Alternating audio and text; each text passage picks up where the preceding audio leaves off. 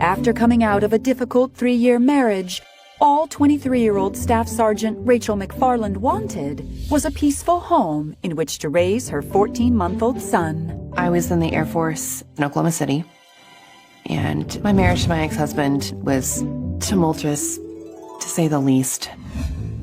So I didn't really give a whole lot of thought to dating. So Rachel was surprised when one night in the spring of 2004, she found herself at a small party enjoying a conversation with a 25-year-old man named Daryl Wilson. Daryl and I were talking, and I noticed that he was very soft-spoken. He seemed kind-hearted, just a nice guy. As the two shared stories, Rachel couldn't believe how much they had in common. We each had a child from a previous marriage. Daughter, she's 7. Really? They were just 6 years apart. And we wore the same perfume cologne, his and hers. Would it be weird if I asked for your, number?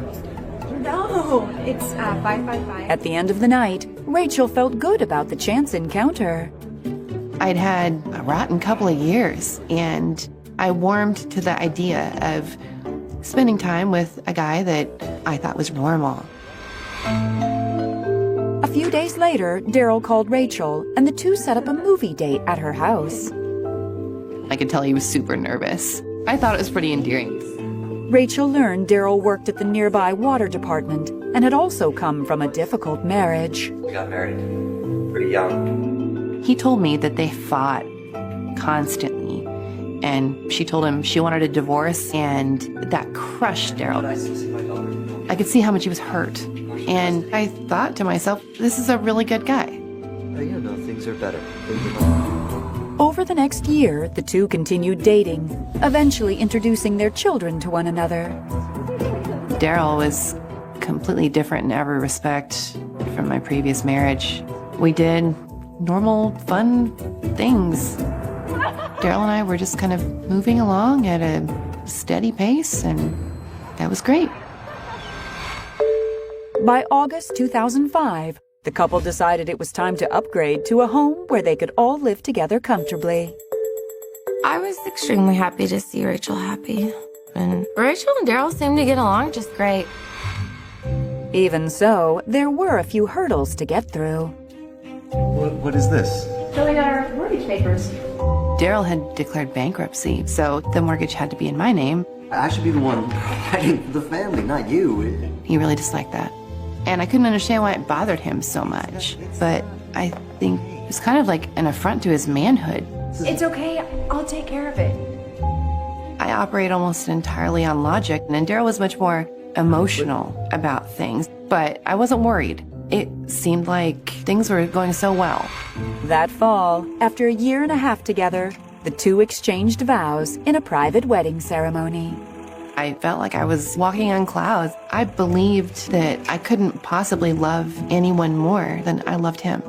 I was thanking God that she finally had someone that cared about her and cared about her child, and I was happy for her. Unfortunately, after Daryl quit his job at the water department, a new side to his personality began to emerge. Daryl really hated it, so Daryl's brother hired him on as a carpenter. Daryl knew basic carpentry, but I guess this was a lot more specialized.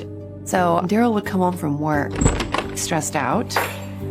And when I come home, I just want a clean house. Can you please get this cleaned up? It was extremely confusing because his normal persona was so gentle. Soon, Rachel would see her dream of a peaceful home life turn into more tragedy than anyone could have possibly imagined. He just went crazy. I never thought my worst nightmares this would happen. Rachel, you don't want me, you don't love me, you don't give two about me. I couldn't scream because he would kill us all.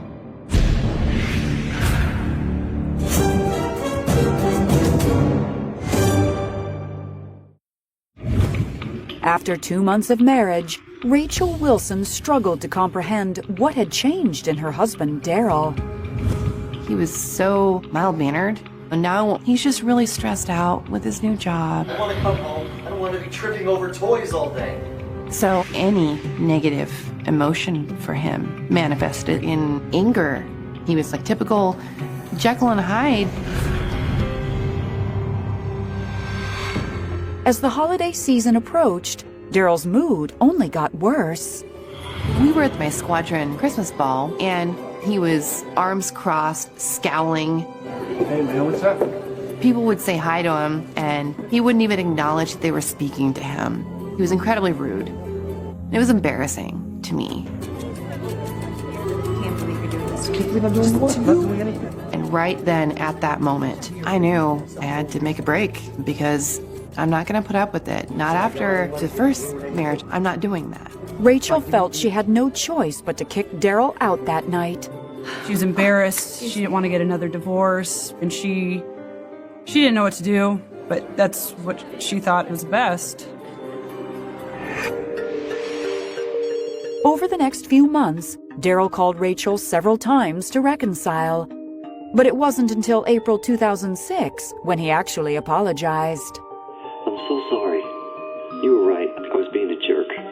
I miss you. I was so incredibly happy. That really impressed me. It seemed more genuine.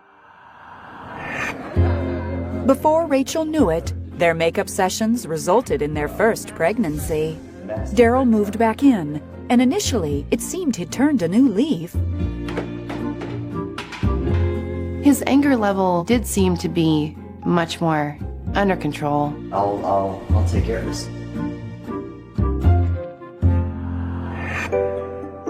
After the birth of their daughter, Rachel was pleased when Daryl proved himself a doting new father. By 2010, life only got better for the couple when they welcomed a baby boy, and Daryl landed a federal job with the Department of Defense. How are you? I think he felt good. There was a big bump in pay, and then there were great benefits. It was a very happy time.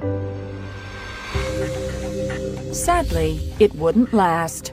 Daryl's new job only seemed to stress him out more than ever, as he quickly reverted to his former self. Rachel, are you stupid? This place is a mess. You clean all day. Is that what you do? Daryl's anger took an abrupt upswing. It soon became obvious to Rachel that the marriage was over. Every day, it was just like a pit of misery. So where's dinner?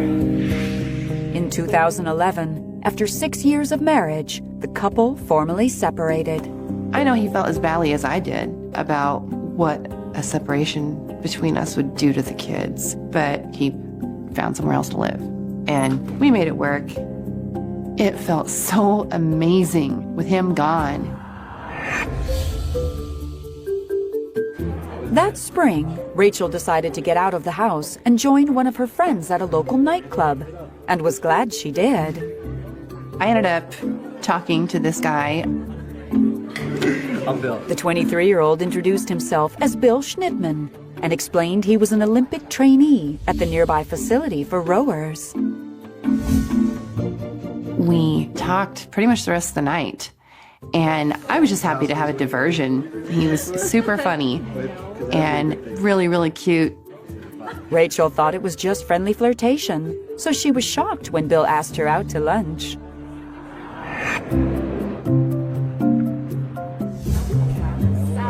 We stretched lunch into a couple of hours. I found myself feeling kind of lighthearted and excited. He was amazing. Bill just made Rachel feel like living life. I could see her free spirit coming back. As Rachel and Bill grew closer, her newfound happiness was impossible to hide. And over the next year, Daryl became increasingly suspicious that she was seeing someone. Even though they planned to officially file for divorce, Daryl remained possessive of her and began calling and texting Rachel incessantly. He would either be talking about how I was the love of his life or I was the spawn of Satan, and it struck me as really creepy and really out of character for him. One fateful morning in August 2012, Daryl took his disturbing new behavior one step further.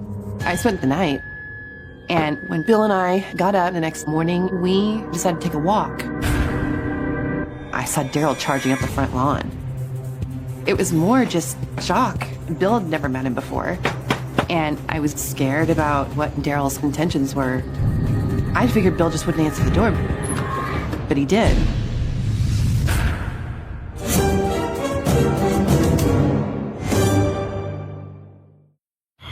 In August 2012, Rachel Wilson's boyfriend Bill Schnittman came face to face for the first time with her estranged husband, Daryl.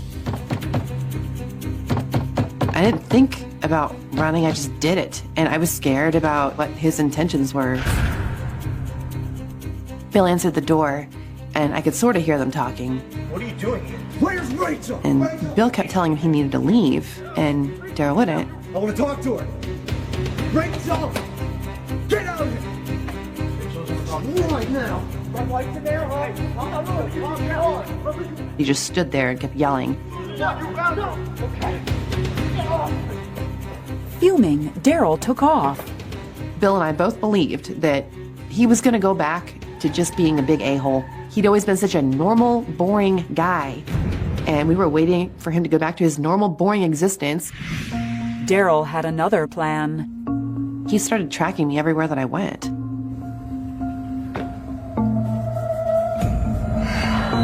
are you doing here? He wasn't going to work because he was tracking me around the clock. And that creeped me out bad. You see my kids? You cannot be here. When I learned Daryl was stalking her, I was scared for Rachel's life because at that point he was not very stable. No rights for you. Soon, Daryl turned his anger toward Bill. Daryl got Bill's name, and after that, he started Googling Bill. I mean, just everything there was to find about him. He found it. And it wasn't long before Bill began receiving vulgar, threatening messages from Daryl. By December of 2012, Rachel and Bill couldn't take it anymore, and they both filed protective orders against him. Daryl was threatening her and Bill continually, and obviously they knew that their lives were in danger, and they were really trying to do whatever they could to prevent it. While Rachel's protective order was approved on behalf of her and her children, Bill's, unfortunately, was not. Bill would have been granted one, but he somehow made a clerical error, didn't include the right document, and that's why it was denied. But for a man to file a victim protective order against another man is highly unusual. I was concerned that Daryl would just continue harassing them. That's not normal behavior. Rachel and Bill also started tracking and recording Daryl's calls and messages. You're worthless, and I can't stand it. I love a person that would do this to somebody. You're all that matters to me. Do you not understand? I hate you. I love you so much. I was looking over my shoulder all the time. I was in such a high state of anxiousness. Then, by the end of December, it seemed Daryl had finally come to his senses. Daryl sent me an email, and he apologized for his crazy behavior, and then he said, I should have left you alone. It took forever, but this is going to stop. It was like I could see the light at the end of the tunnel, and that felt really, really good. Rachel and Bill went to bed that night, feeling the worst was finally behind them. But they couldn't have been more wrong.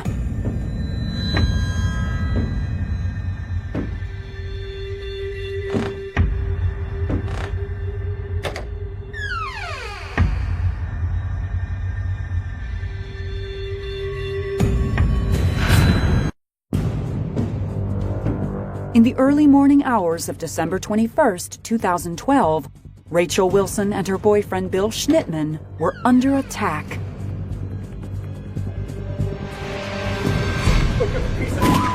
The next thing I was aware of was shouting and gunfire. Daryl fired several shots and hit Bill twice, in the hand and the shoulder. Before Rachel could even react, Bill sprang into action despite his injuries. Bill was fighting with Daryl at the door of the room. Nothing was making any sense. I saw Bill on the floor, and I couldn't understand how he got there. And there was blood all over the bed, and I realized that my left hand had a gunshot wound in it. And then Daryl pointed the gun at Bill's head. See what you did? Did you see what you did? I knew, no matter what, that I couldn't scream because I couldn't let the kids wake up. If they did, I knew he would kill us all.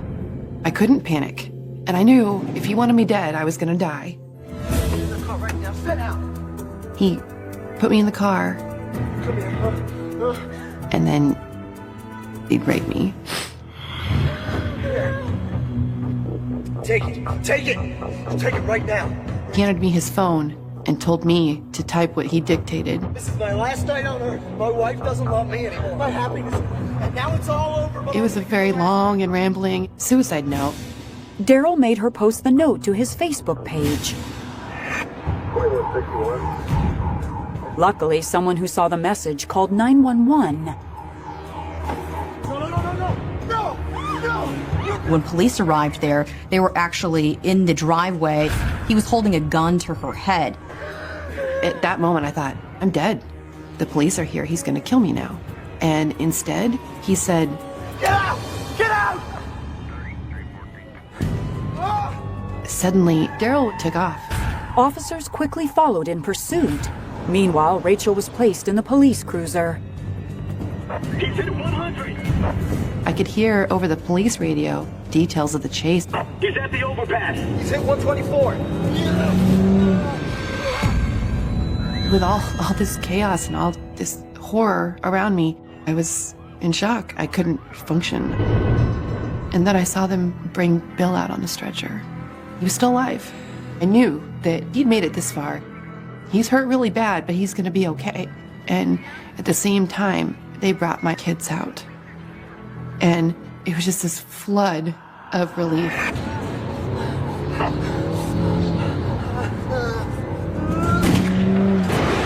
Daryl shot himself in the head. I heard that he was still alive, and I thought, oh my gosh. It was a very gruesome scene on the interstate, and trying to reason what he did, there is no reason for it. You can't explain obsession and craziness. He had a goal, and there was nothing that was going to stop him. As officers processed the crime scene, Rachel was taken to the nearest hospital while her children stayed with law enforcement. The gunshot wound itself was pretty straightforward to repair. And then a police officer came in and told me that Daryl had died. I didn't even have time to feel anything. Later that day, Rachel received more horrible news. Bill had also passed. That, by far, was the absolute worst. It was worse than seeing him shot. Inside my head, I was just screaming. I don't think I'd ever felt more alone. Rachel, she was broken. She was just devastated. She really loved Bill. She didn't know what to do without Bill. Overcome with everything that happened, Rachel thought back to her relationship with Daryl. There were a lot of things with Daryl that were huge red flags that I didn't give a proper weight.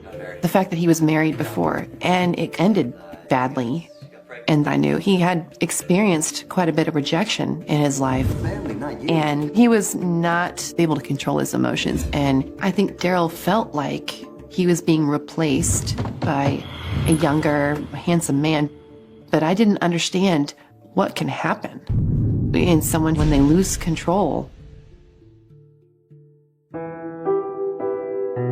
Today, Rachel still feels overwhelming guilt about Bill's tragic murder.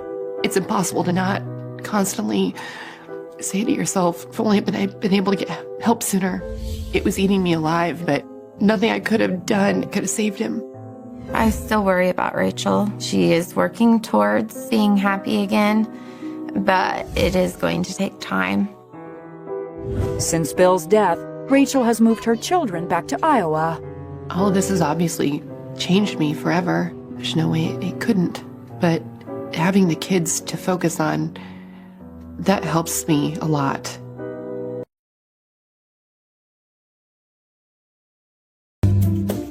By the time Shauna Williams turned 40, she was used to starting over. After getting pregnant and married at the young age of 20, Shauna and her husband had settled in Goldsboro, North Carolina. We were married very young. We stayed married 8 years. Decided to go in separate directions. So in 2004, when a family member in Richmond, Virginia became ill and needed her support, Shauna found herself freshly divorced and planting new roots with her daughter, Lauren. I was working full-time as a medical assistant. I just started going to school, but I did still miss the family and friends that we left behind in North Carolina. So we would travel back on weekends and holidays. On one of her visits in April 2009, Shauna was thrilled when she heard from her old friend, Sean Williams. Actually, I'm in town this weekend, and I was wondering if you wanted to hook up and grab a drink or something. I remembered Sean because he went to high school with my brother. It had just been such a long time since we had seen each other, but I was looking forward to catching up. How about coffee? Everybody meets for coffee now. That'd be great. Yeah, coffee would be nice. Now an active duty Army Staff Sergeant stationed in Fort Gordon, Georgia, Sean had clearly transformed into a man. He gotten a lot taller, a little more distinguished. And he was about to surprise Shauna with a tender confession. He told me how much he missed me and told me that he's been in love with me since he was 15. I know. I just knew one day that you'd be my wife. It was very flattering. Today's the first day. But I didn't feel attracted to Sean. But Sean, I don't know. He really wasn't my type. Still, when she returned to Richmond, Shauna found herself chatting with her Army admirer almost every night. The more I learned about Sean and what his goals and his dreams were, I realized that they were very similar to mine. I want to travel, buy a house, settle down. I want the same things too, you know? And I started looking at him differently. Soon, Sean was making regular visits from Fort Gordon to Richmond to visit Shauna. Things happened pretty fast. The times that we did spend together were amazing, and we just agreed that we wanted to take it to the next level. Would you consider getting married again? Oh, yeah. I get married again. Really? Yeah. I really felt that Sean made Mom happy. Just the look on her face, she was smiling more often and just seemed really bubbly. So I was like, okay, that's good. After her experience of getting pregnant at a young age, Shauna was determined not to take any chances. So Sean and I made a mutual agreement that we would not be intimate prior to our wedding night. And we both decided to have STD testing done prior to the wedding. A few days later, Sean arrived in Richmond for their big day. I showed Sean my test results, and he said that his tests were negative. You know, the military, they test us every 3 months, so. And I was okay with that. I love you. Love you back. After nearly 7 months together, Shauna Williams married Sean Williams, and she didn't even have to change her name. I was happy for her. She had finally found someone that I knew was a good person and she could build a life with. I couldn't wait to spend the rest of my life with him. I was the happiest I had ever been. But her happiness wouldn't last long. When Shauna learned what lay beneath her husband's charming facade had the power to kill. This is the kind of thing that you only see on television. It was devastating. I mean, it was just gut-wrenching.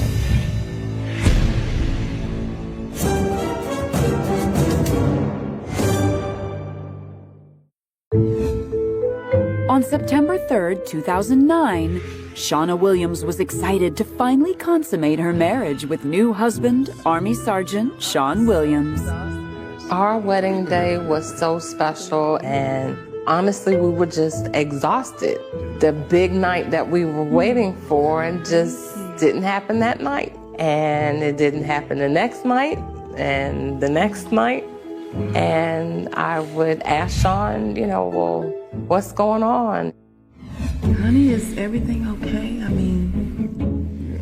He had said that he's waited for this since he was 15. And he was nervous. I don't want to mess things up.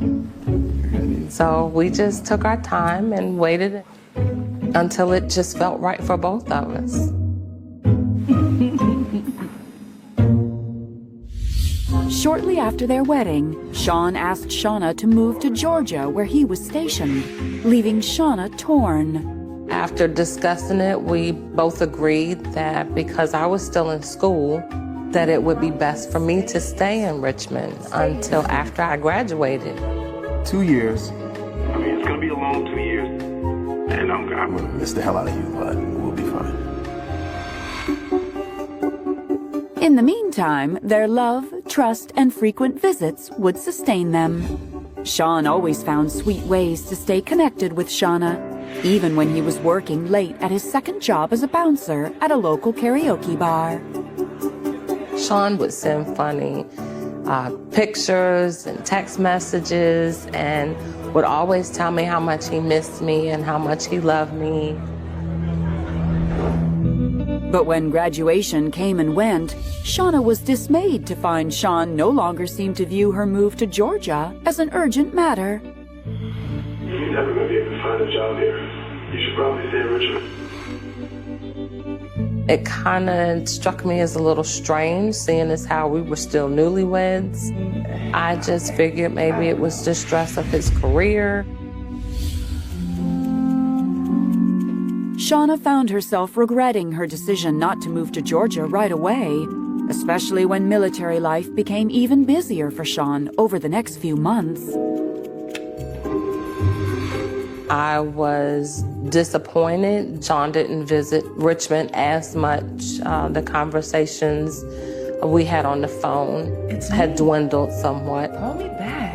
Shauna was kind of let down by that. She was wondering whether or not, he still wanted to be married, if there was something going on. To her major relief, Sean seemed to regain his fire for her when he received a permanent change in station to Fort Bliss, Texas, and was able to get them off-post housing. On April 10th, 2012, Shauna was finally able to move in with her husband. Mom was the happiest I've ever seen her. She was getting ready to start the next chapter of her life with her husband, so she was happy. Shauna counted her blessings until one day that May. Sean was not the neatest person in the world. So I wanted to clean his car while he was at work and throwing away the bottles and potato chip bags. Shauna was all too happy to be doing the things she felt a good wife should do, until she stumbled upon something that would make her think twice. I see something sticking out the driver's side door. I was speechless. I didn't know what to believe. Oh my God. That was the beginning of her nightmare.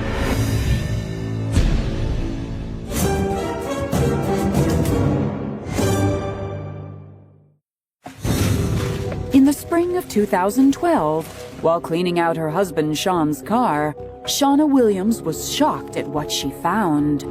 I noticed that there was a box of condoms on the driver's side door. And we're a newly married couple that didn't use condoms. What the hell are these? And he said that they were in the car that he had purchased before, and things from that car just got transferred to this car. It was just a mistake. Shauna wasn't sure what to think, but decided to keep an eye out for anything else suspicious before jumping to conclusions. So over the next few months, Shauna focused on integrating herself into Sean's life. Sean suggested we have some of his military colleagues over for dinner and drinks. And I figured that this was a perfect opportunity for me to experience being a military wife.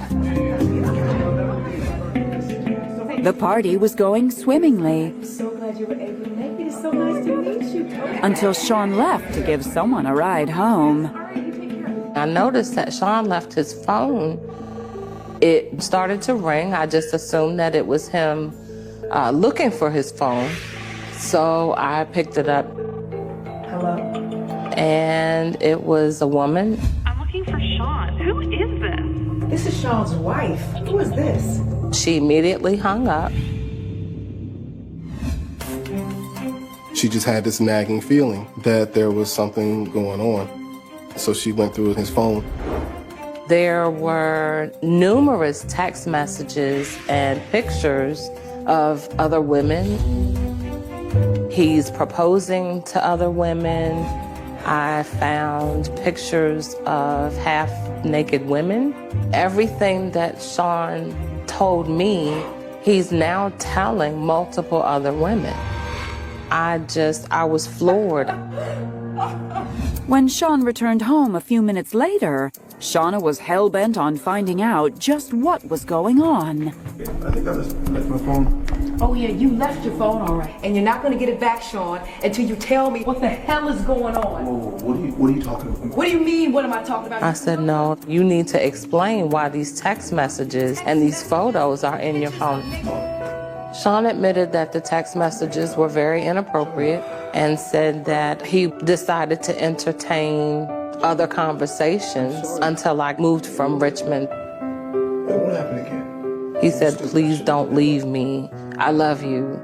I'm sorry. It was wrong. It was stupid, but I swear to God, I was lonely. As difficult as it was, Shauna decided to try and forgive her husband.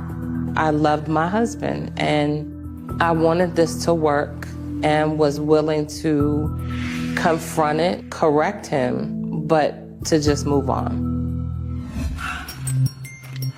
Still, as much as Shauna wanted to move past what she had found, she simply couldn't.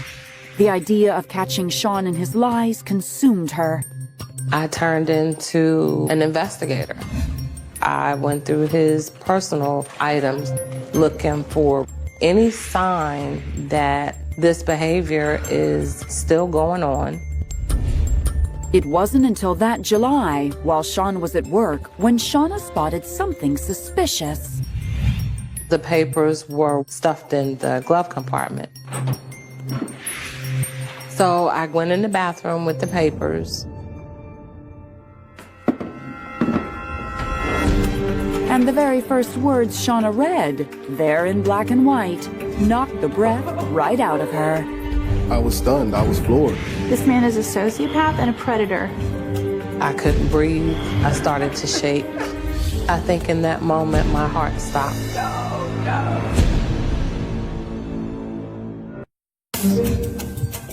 In July of 2012, Shauna Williams stumbled upon something shocking in her husband's car. I saw that they were medical records.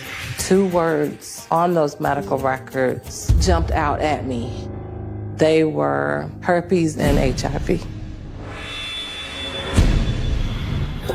Not only did Sean have HIV, but he had known his status for 6 years. You know, the military really tests us every 3 months. The medical records dated back to 2006, 3 years before we were married. I couldn't breathe. I started to shake. Shauna was determined to be tested as soon as possible.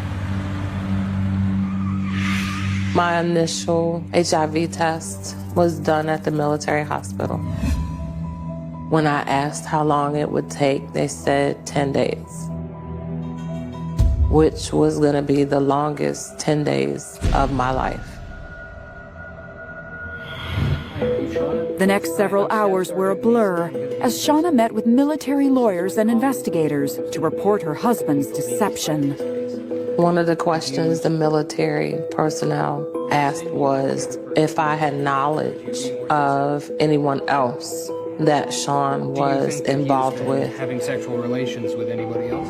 And I remembered then that I still had his phone. Military police brought Sean to headquarters while they investigated and placed him in military barracks. All I thought about was, oh my God, am I going to die? And I was scared, more scared than I've ever been in my life. Finally, after 10 days, Shauna learned her test results. She said, you're HIV negative. And I was so relieved. But relief soon turned to fear when Shauna remembered it could take up to a year for the virus to develop. This means you do need continued testing. Okay. As Shauna tried to come to grips with what had happened, she couldn't help but pore over her history with Sean.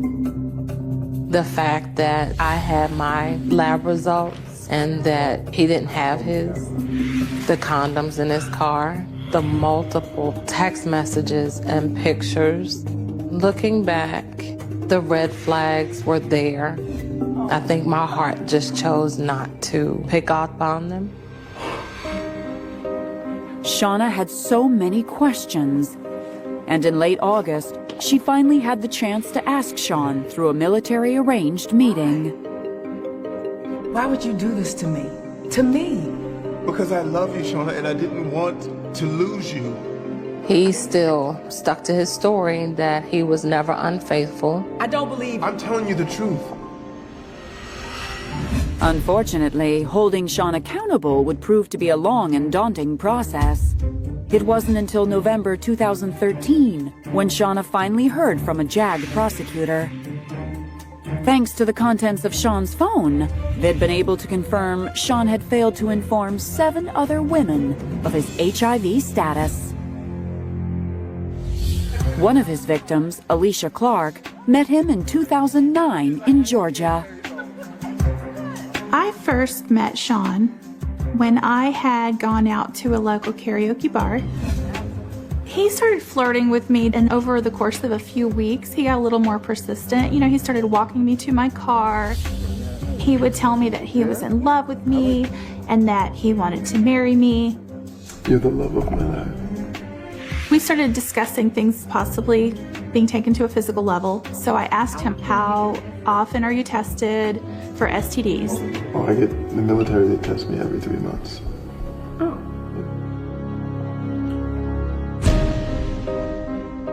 We were all shocked. I think Sean went into the military, and when he realized how much women like a man in uniform, he just went off the deep end. Luckily, none of the women were infected, but there was no telling how many more had been exposed. On September 9th, 2014, Sean Williams pleaded guilty to 8 counts of aggravated assault, 6 counts of adultery, and 1 count of disobeying direct orders. He was dishonorably discharged from the Army and received an 8-year federal prison sentence. It was very hurtful and emotional to know that someone that I fell in love with deeply could hurt me in such a devastating way.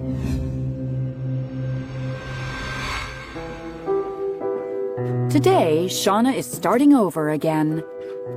Even though for the last 2 years she has tested negative for HIV, her ordeal still weighs heavily on her. I'm different. I don't easily trust people the way that I used to. But with each day, Shauna believes that God spared her health and gave her strength to live her life to the fullest. Shauna's made a lot of steps moving forward. I'm noticing a calmness coming over her, and she's starting to smile a little bit more. Life today is much better. And I have a wonderful, supportive family, and my friends have been amazing. And with that network that I have, it can't get anything but better. There is a specific, profound kind of silence that falls over a city when a crime defies all logical comprehension. It is a heavy, suffocating quiet that lingers long after the police tape has been taken down, the fire engines have departed, and the sirens have faded into the distant night. In the extensive annals of Texas criminal history, there are cases that disturb the peace, and then there are cases that fundamentally alter the psychological landscape of a community forever. We are looking back at a tragedy that has become synonymous with the darkest extremes of human cruelty, a case that has frustrated generations of law enforcement, deeply haunted the victims' families, and cast a long, unbroken shadow over the city of Austin for decades. This is a story about the fragile nature of youth, the devastating power of fire, and the agonizing pursuit of a justice that remains entirely out of reach. When we examine unsolved homicides, we often look for the loose thread, the single overlooked detail, or the microscopic piece of evidence that might eventually unravel the mystery. But what happens when that thread has been intentionally, meticulously burned away? What happens when a crime scene is deliberately transformed into a raging inferno designed specifically to erase the truth? The events of December 6, 1991, at a local business in Austin, Texas, represent one of the most chilling, heartbreaking, and intractable mysteries in the American justice system. This is the story of the Austin Yogurt Shop murders, an enduring nightmare that began on a seemingly ordinary winter night and has yet to find its conclusion. To understand the sheer magnitude of this tragedy, one must first understand the setting and the profound innocence it represented. The location was a retail business named I Can't Believe It's Yogurt. In any ordinary context, a neighborhood yogurt shop is a place of absolute safety. It serves as a cornerstone of suburban life, a brightly lit haven where teenagers safely gather after school, where families come for a simple treat, and where young people often take on their very first jobs. It is a space characterized by its mundane cheerfulness. On the night of December 6, 1991, this brightly lit haven was violently plunged into an unfathomable darkness. The stark contrast between the cheerful nature of the yogurt shop and the absolute depravity of the acts committed within its walls is one of the most jarring and deeply disturbing aspects of this case. It serves as a grim reminder that profound evil does not always announce itself, nor does it always arrive in the shadows of a deserted alleyway. Sometimes it walks right through the front door of a familiar, comforting neighborhood establishment. The community of Austin, known for its vibrant, secure, and peaceful atmosphere, was violently thrust into a reality where such a safe space could be transformed into a site of unprecedented carnage. The psychological toll of this realization was immediate and profound, permanently stripping away the illusion of safety that so many residents had taken for granted. The narrative of that night shifted dramatically and permanently when the fire began. The flames that consumed the yogurt shop were not the result of an electrical accident, nor were they a crime of passion or a simple act of vandalism. They were a calculated, cold-blooded tool deployed by the perpetrator to ensure their anonymity and evade capture. The fire was an intentional act of extreme destruction, fueled by an accelerant, and designed to reach temperatures so severe that they would incinerate not just the physical structure of the building, but the very essence of the truth. When the Austin Fire Department arrived on the scene, they were responding to what initially appeared to be a severe but standard structural fire. Their immediate and urgent objective was to contain the blaze, protect the surrounding businesses, and extinguish the flames. As these brave first responders fought back the intense heat and the blinding, toxic smoke, pouring massive amounts of water into the building, they had absolutely no way of knowing what lay inside.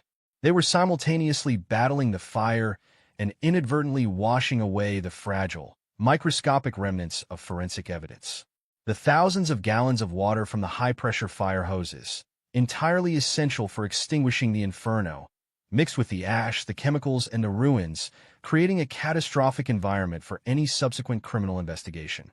It was only when the flames were finally subdued, the structure was secured, and the heavy smoke began to clear that the true, unspeakable horror of the situation was revealed to the exhausted first responders.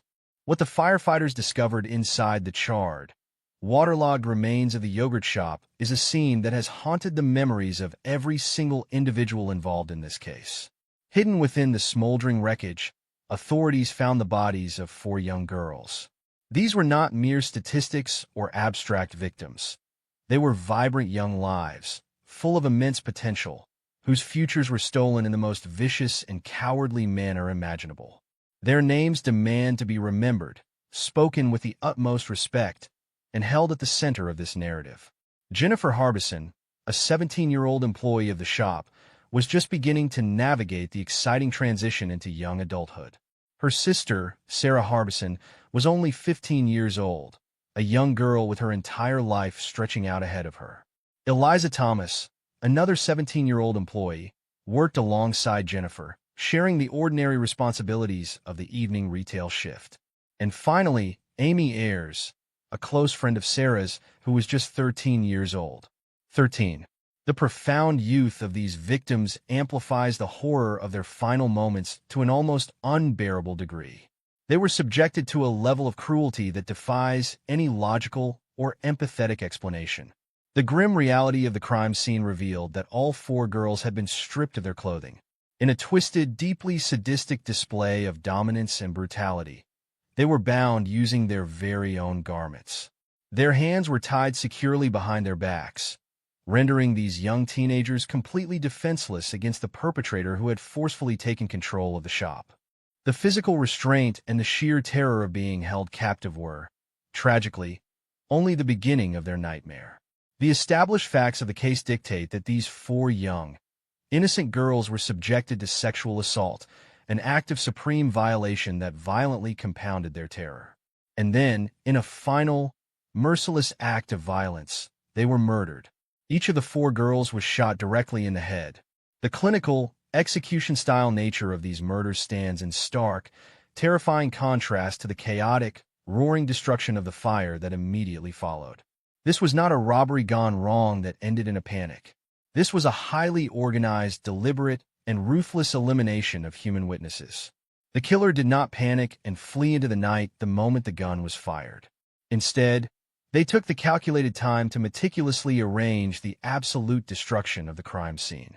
By strategically deploying an accelerant and setting the establishment ablaze, the killer demonstrated a terrifying, sophisticated awareness of forensic science and criminal investigation techniques.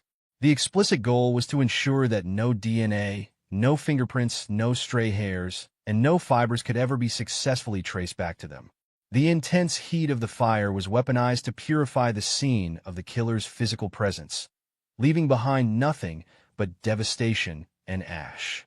This highly calculated method of covering their tracks elevated the crime from a horrific act of local violence to a masterclass in forensic evasion, deliberately setting the stage for a decades-long, agonizing struggle for the investigators tasked with hunting them down. The immediate aftermath of the horrific discovery was characterized by a profound, overwhelming sense of helplessness. As the heavy gravity of the situation settled over the law enforcement officers, detectives, and forensic technicians arriving at the scene, the realization of exactly what had been lost in the fire became painfully, tragically clear. The very elements that are most crucial for solving a complex homicide in the modern era, biological evidence, clear physical traces, the untouched geometry of a crime scene, had all been subjected to an unforgiving crucible of fire and water. The extreme temperatures of the chemically fueled fire had warped and melted the physical environment, while the massive volume of water used to extinguish the blaze had diluted, contaminated, and washed away critical biological markers. The firefighters, simply and bravely doing their duty to save the surrounding area from the inferno, had unknowingly compromised the most important, sensitive crime scene in Austin's entire history. The homicide investigators were left staring at a puzzle that was not only missing its most vital pieces, but the few pieces that remained were severely damaged, charred beyond recognition, and completely waterlogged. This immediate, catastrophic forensic deficit would become the defining, inescapable characteristic of the Austin yogurt shop murders, creating an impossibly steep uphill battle that would relentlessly consume the careers of multiple detectives and span several generations of evolving law enforcement technology. In the early 1990s, The landscape of criminal investigation was fundamentally different from the scientifically advanced methodologies we understand today. The year 1991 predates the widespread, rapid DNA profiling that modern detectives now rely upon as a standard, foundational procedural tool. It was an era where major cases were still predominantly built on eyewitness testimony, circumstantial evidence, interrogations, and the pristine physical integrity of the crime scene. Knowing this crucial historical context makes the deliberate destruction of the yogurt shop even more chilling in its effectiveness. The perpetrator's specific decision to use fire was an incredibly potent countermeasure against the best investigative techniques of that time. They deliberately created a massive void where concrete evidence should have been. This void rapidly became a black hole that swallowed the peace of mind of an entire city and the sanity of the investigators assigned to the case. For the parents of Jennifer, Sarah, Eliza, and Amy, the night of December 6th began with the familiar, completely mundane expectation of their children safely returning home after a typical evening shift or a night out with friends. The horrific, sudden shattering of that basic expectation is a pain that words can barely begin to articulate. The transition from wondering why their teenage daughters were running a little late to receiving the most devastating, earth-shattering news imaginable is a profound psychological trauma that reverberates through the decades. The families were abruptly thrust into a very public, enduring nightmare, forced to navigate their profound, suffocating grief under the glaring spotlight of intense media scrutiny and relentless public fascination. The story of the Austin Yogurt Shop murders is not merely a story about the horrific events of December 6, 1991. It is equally a story about the long, exhausting, and heartbreaking years that immediately followed. It is a sprawling narrative defined by false starts, agonizing dead ends, and the crushing weight of unanswered questions. The sheer brutality of the crime demanded swift, immediate justice, yet the grim reality of the compromised evidence dictated a slow, torturous crawl toward the truth. Families were left to mourn indefinitely without closure. The community was left to look over its shoulder in perpetual fear, and the police were left to sift through the literal ashes of a destroyed crime scene, hoping against all rational hope to find a single, resilient clue that had somehow survived the inferno. The long shadow of this night would eventually lead to a deeply flawed, highly controversial investigation. It would culminate nearly 8 years later in the dramatic arrests of 4 young men, featuring coerced confessions extracted under intense psychological pressure and subsequent convictions that would eventually be overturned due to severe violations of constitutional rights. Furthermore, it would lead to the stunning, paradigm-shifting discovery of a phantom DNA profile, a microscopic trace of an unknown male suspect whose identity remains locked away, completely unmatched in any database. But before all the complex legal battles, before the constitutional controversies in the appellate courts, and before the advent of advanced forensic DNA testing, there was only this single, devastating night. There was only the thick smoke rising over the city of Austin, the flashing red lights of the fire engines reflecting off the wet pavement, and the devastating, irreversible realization that 4 young lives had been extinguished in the most brutal manner conceivable. As we begin our deep, comprehensive dive into this tragic and profoundly complex case, we must first anchor ourselves entirely in the sheer horror of this initial moment, a moment where the innocent were slaughtered, the truth was intentionally burned, and a vibrant city lost its sense of security forever. To truly comprehend the profound devastation of the crime that occurred on December 6, 1991, one must first step back from the charred remains of the crime scene and understand the vibrant, living context of the community that was shattered. In the early 1990s, the city of Austin, Texas, occupied a unique cultural space. It was a capital city, certainly, and a university town with a rapidly growing population and a thriving music scene, yet it stubbornly retained the intimate, familiar atmosphere of a much smaller community. There was an unspoken covenant of trust that permeated the suburban neighborhoods, a collective belief that the darker, more violent aspects of urban life were contained elsewhere, far removed from the tree-lined streets and local shopping centers where families spent their evenings. The air on that particular Friday night was characterized by the crisp, cool transition into the winter holiday season. It was a time of year generally associated with anticipation, family gatherings, and community warmth. In this seemingly insulated environment, the concept of a brutal, unprovoked massacre happening in a neighborhood retail establishment was not merely unlikely. It was fundamentally unthinkable. This pervasive sense of security is the crucial backdrop against which the tragedy of the Austin yogurt shop murders must be viewed, for the crime did not merely steal for lives. It violently assassinated the innocence of an entire city. The epicenter of this shattered innocence was a modest retail space, known as I Can't Believe It's Yogurt. In the landscape of American adolescence, establishments like this hold a very specific, cherished significance. A neighborhood yogurt shop is far more than a place of commerce. It is a cultural sanctuary for the young. Brightly lit, painted in cheerful colors, and filled with the scent of sugar and waffle cones, these shops serve as the backdrop for the vital, ordinary moments of teenage life. They are the locations of first dates, the meeting points for study groups, the post-game celebration spots for local high school sports teams, and crucially, the sites of first employment. For generations of young Americans, securing a job behind the counter of a local ice cream or yogurt shop is a fundamental rite of passage. It represents the very first taste of financial independence, a gentle introduction to adult responsibilities, and a safe, supervised environment in which to transition out of childhood. The parents of Austin viewed the yogurt shop exactly this way. It was considered an entirely wholesome, exceptionally safe environment. Sending a teenager to work a Friday night shift, or allowing younger girls to spend a few hours hanging out there, was a routine parenting decision made without a single second thought. It was a brightly illuminated beacon of normalcy in the heart of the Texas suburbs. At the center of this tragedy were four remarkable young women, whose lives were abruptly, violently terminated long before they had the chance to fully begin. Jennifer Harbison was 17 years old, standing precisely on the delicate threshold between her teenage years and full adulthood. As an employee at the yogurt shop, Jennifer embodied the kind of reliable, responsible youth that any community would be proud of.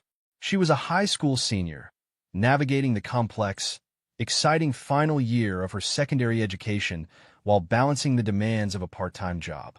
The responsibility of working the closing shift on a Friday night is a testament to her character. It meant being trusted by management to handle the final transactions, balance the cash register, thoroughly clean the machines, and properly secure the establishment for the night. In the final hours of her life, Jennifer was likely engaged in exactly these mundane, responsible tasks. She was a young woman diligently doing her job, anticipating the weekend, and looking forward to the limitless possibilities of her impending graduation and the adult life that awaited her. The sheer cruelty of ending a life so brimming with responsible potential, a life just preparing to unfold its wings, adds an unbearable weight to the narrative of that night. Working alongside Jennifer that evening was her friend and coworker, Eliza Thomas, who was also 17 years old. Eliza shared the same youthful energy, the same high school senior status, and the same fundamental responsibility of managing the shop's operations during its final hours of business for the week.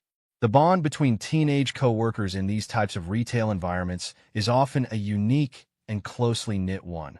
They share the long hours of the shift, the inside jokes necessary to pass the quiet moments, and the collective effort required to clean up after the evening rush. Eliza and Jennifer were a team, a pair of capable young women managing their environment with the casual competence typical of 17-year-olds who feel they have the world figured out. They were likely discussing their weekend plans, their schoolwork, or their hopes for the future as they wiped down countertops and prepared the store for closing. The destruction of their partnership, and the violent termination of Eliza's bright future alongside Jennifer's, illustrates the indiscriminate nature of the violence that invaded the shop. Eliza was entirely innocent, a diligent employee simply trying to earn her wages and finish her shift, only to be met with an evil she could never have anticipated. The tragedy deepens immeasurably with the presence of the two younger girls who were not employees, but rather family and friends seeking a safe haven to spend their Friday night.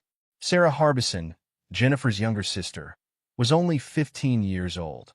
The dynamic between an older teenage sister and a younger one is a universal story of admiration, shared secrets, and the natural desire of the younger sibling to be included in the older sibling's world. For Sarah, spending a Friday evening at the yogurt shop where her older sister worked was a perfectly ordinary, entirely safe social activity. It was a place where she could enjoy the atmosphere, perhaps get a ride home when the shift ended, and spend time in the comforting presence of family. The bond of sisterhood is a profound connection, and the fact that both Harbison sisters were taken from their family in a single, devastating moment represents a level of grief that is almost impossible to comprehend. Sarah was in the midst of her high school experience, just beginning to discover her own identity and chart her own path. She was not there in a professional capacity. She was there simply because it was a warm, familiar place closely tied to her beloved older sister. The perpetrators of this crime did not just steal a young girl's life. They tore a massive, unfillable void directly through the heart of the Harbison family, destroying a sibling bond in the most horrific manner imaginable. And finally, there was Amy Ayers, the youngest of the four victims, whose presence at the scene amplifies the sheer heartbreak of the case to an agonizing degree. Amy was only 13 years old. She was a close friend of Sarah Harbison, and she had simply tagged along for the evening. At 13, a child is only just beginning to step out of the shadow of elementary school and into the broader world of adolescence. It is an age characterized by profound innocence, awkward transitions, and a deep reliance on the safety nets provided by parents and older role models. Amy's presence in the yogurt shop that night was a heartbreaking consequence of circumstance and friendship. She was there to hang out with Sarah, enjoying the simple pleasure of a Friday night out in a brightly lit, friendly environment. She was not an employee with responsibilities, nor was she a high school senior nearing adulthood. She was, for all intents and purposes, still a child. The absolute vulnerability of a 13-year-old girl, confronted by the unimaginable, cold-blooded violence that overtook the shop, is the darkest and most disturbing element of this entire narrative. Amy had barely begun to live, yet she was forced to endure a terror that no human being of any age should ever face. Her young life was extinguished before she even had the opportunity to discover who she was meant to become. As the evening of December 6th progressed, the atmosphere inside the yogurt shop would have slowly transitioned from the busy energy of the post-dinner rush to the quiet, methodical routine of closing time. The brightly colored chairs were likely being stacked, the floors were being swept, and the day's earnings were being calculated. Within the four walls of I Can't Believe It's Yogurt, these four girls, Jennifer, Eliza, Sarah, and Amy, represented a beautiful cross-section of youth, ranging from the brink of adulthood down to the very beginnings of adolescence. They were completely surrounded by the familiar comforts of their environment, entirely unaware of the storm that was gathering just outside their doors. The immense tragedy of the Austin yogurt shop murders lies not just in the grotesque details of how these young women died, but deeply in the profound beauty and potential of how they lived. They were daughters, sisters, friends, and valuable members of a community that cherished them. They were girls who had plans for Saturday morning, homework due on Monday, and entire lifetimes of experiences waiting for them. When we examine the profiles of these four victims, we are forced to confront the immense, staggering theft that occurred that night. The community of Austin did not just lose four residents.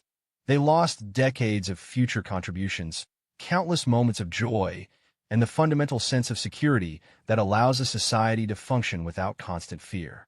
The yogurt shop, once a symbol of wholesome teenage life, became a permanent monument to a darkness that the city had never before seen.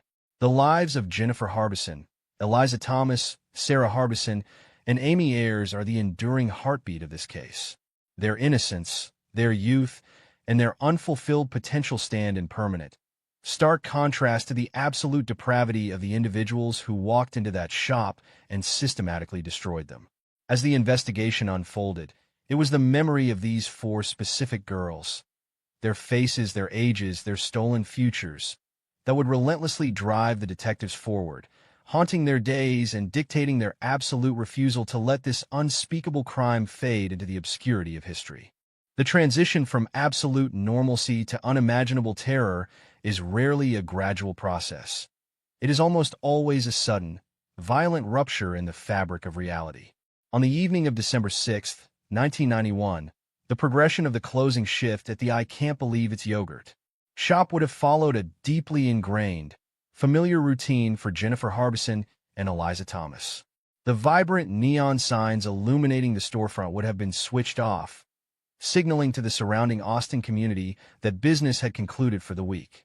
Inside, the rhythmic hum of the yogurt machines would have provided a steady background noise to the mundane tasks of wiping down countertops, sweeping the floors, and reconciling the cash register for the final deposit. Sarah Harbison and Amy Ayers, waiting for the shift to end so they could all head home, were likely resting in the booths or keeping the older girls company. The atmosphere in that brightly lit, sugar-scented room was undeniably one of safety and youthful camaraderie.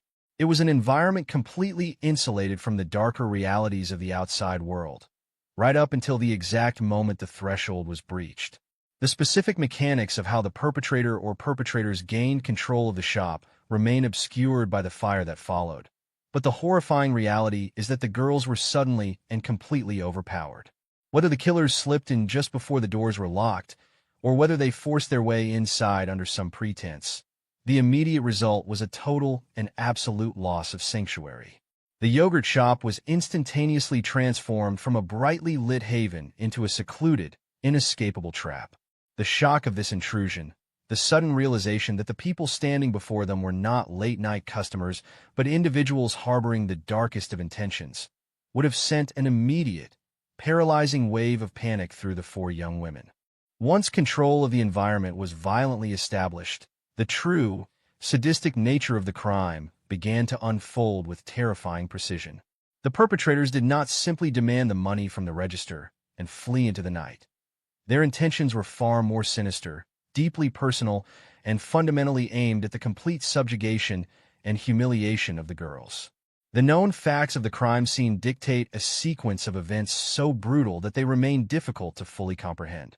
The four girls were systematically stripped of their clothing.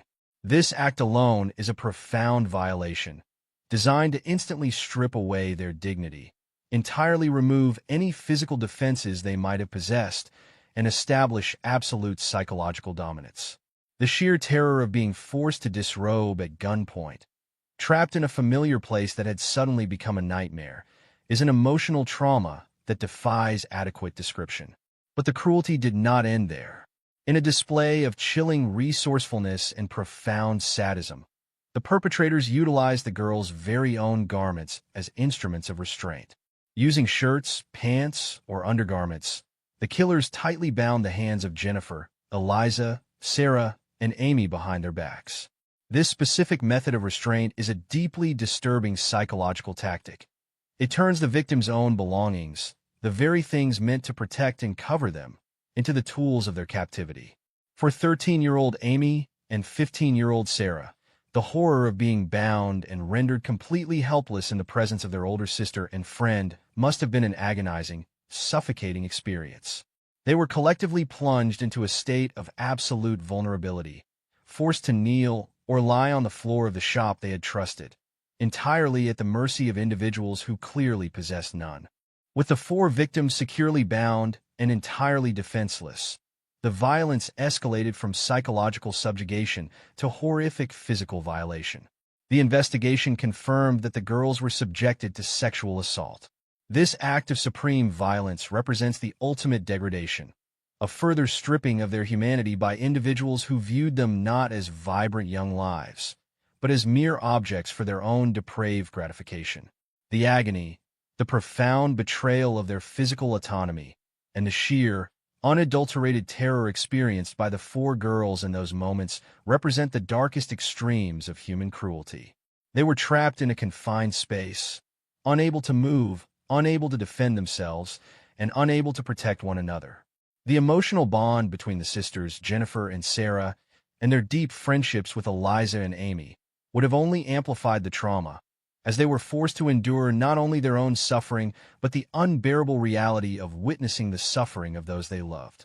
The complete loss of control, the suffocating fear of what was coming next, and the stark realization that their pleas for mercy were falling on deaf ears created an atmosphere of absolute, paralyzing dread within the back rooms of the yogurt shop.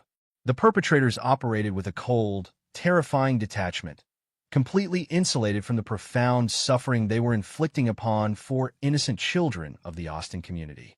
Then came the final, irreversible act of violence. The perpetrators, having satisfied their darkest impulses, made the calculated decision that none of the four witnesses could be allowed to survive. There was no hesitation, no sudden attack of conscience, and no frantic, panicked retreat. Instead, there was a clinical, methodical execution. One by one, Jennifer Harbison, Eliza Thomas, Sarah Harbison, and Amy Ayers were shot directly in the head. The execution-style nature of these murders is a crucial, chilling detail that speaks volumes about the psychology of the killers. This was not a chaotic struggle resulting in accidental death. It was a deliberate, organized, and ruthlessly efficient elimination of human life. The sound of the gunfire echoing through the confined spaces of the shop would have been deafening, a horrific, final punctuation mark to the prolonged nightmare the girls had just endured. In a matter of seconds, four bright, promising futures were violently extinguished. The transition from living, breathing young women with dreams, families, and entirely unwritten lives to victims of a mass execution was absolute and permanent. The cold-blooded efficiency required to look down at a bound, terrified teenage girl and pull the trigger, and then to calmly move to the next victim and repeat the process, reveals a level of sociopathy that is genuinely terrifying. The perpetrators left the bodies of the four girls on the floor of the shop, an unfathomable display of carnage that they were determined no one would ever be able to properly analyze or understand.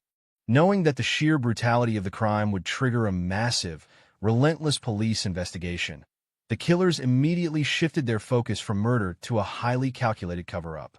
They did not simply drop their weapons and run into the darkness.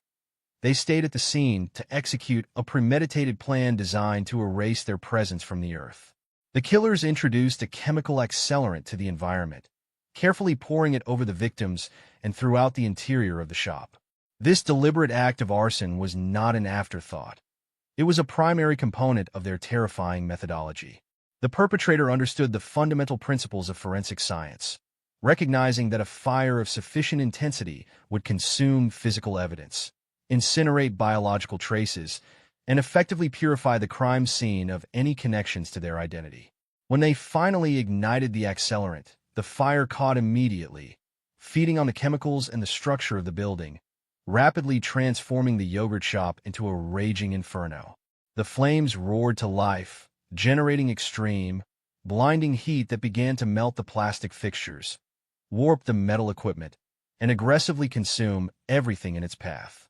As the killers finally retreated from the building, slipping away into the Austin night, they left behind a massive, uncontrollable conflagration that was intentionally designed to destroy the truth, to bury their unspeakable sins beneath a mountain of charred debris and thick, suffocating smoke.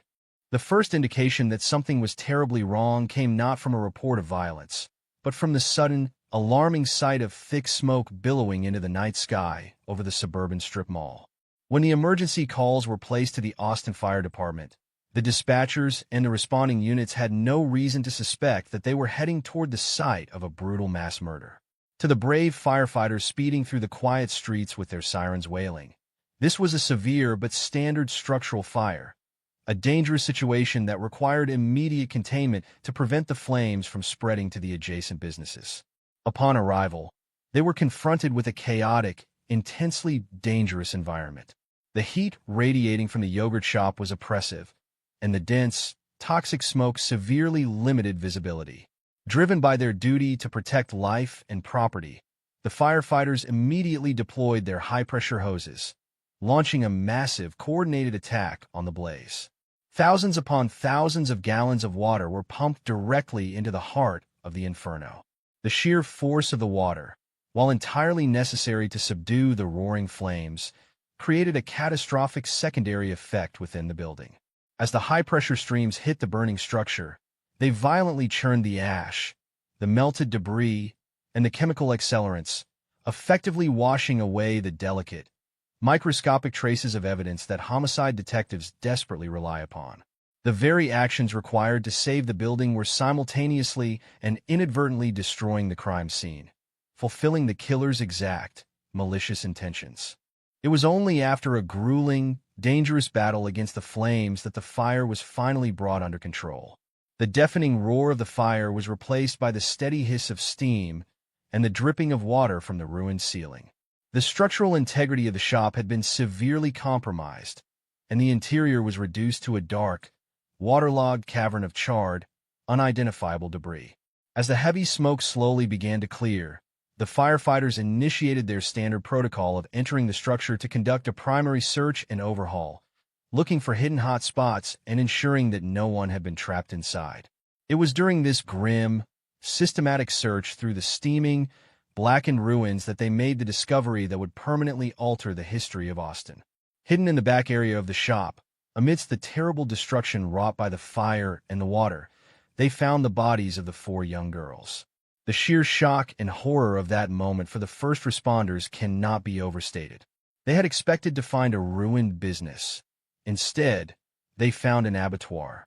The immediate realization that this was not a tragic accident, but a deliberate, horrifying act of mass murder, sent a chilling shockwave through the ranks of the emergency personnel on the scene. As the police were urgently summoned and the perimeter was aggressively secured, the agonizing reality of the situation began to settle heavily over the investigators. They were standing on the precipice of the most horrific crime in the city's history, but they were staring into a massive forensic void.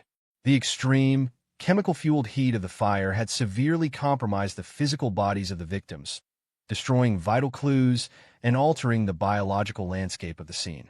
The massive volume of water used to extinguish the blaze had diluted the accelerant, washed away potential fingerprints, and aggressively contaminated the environment, making the recovery of pure, uncompromised DNA almost impossible by the standards of the time.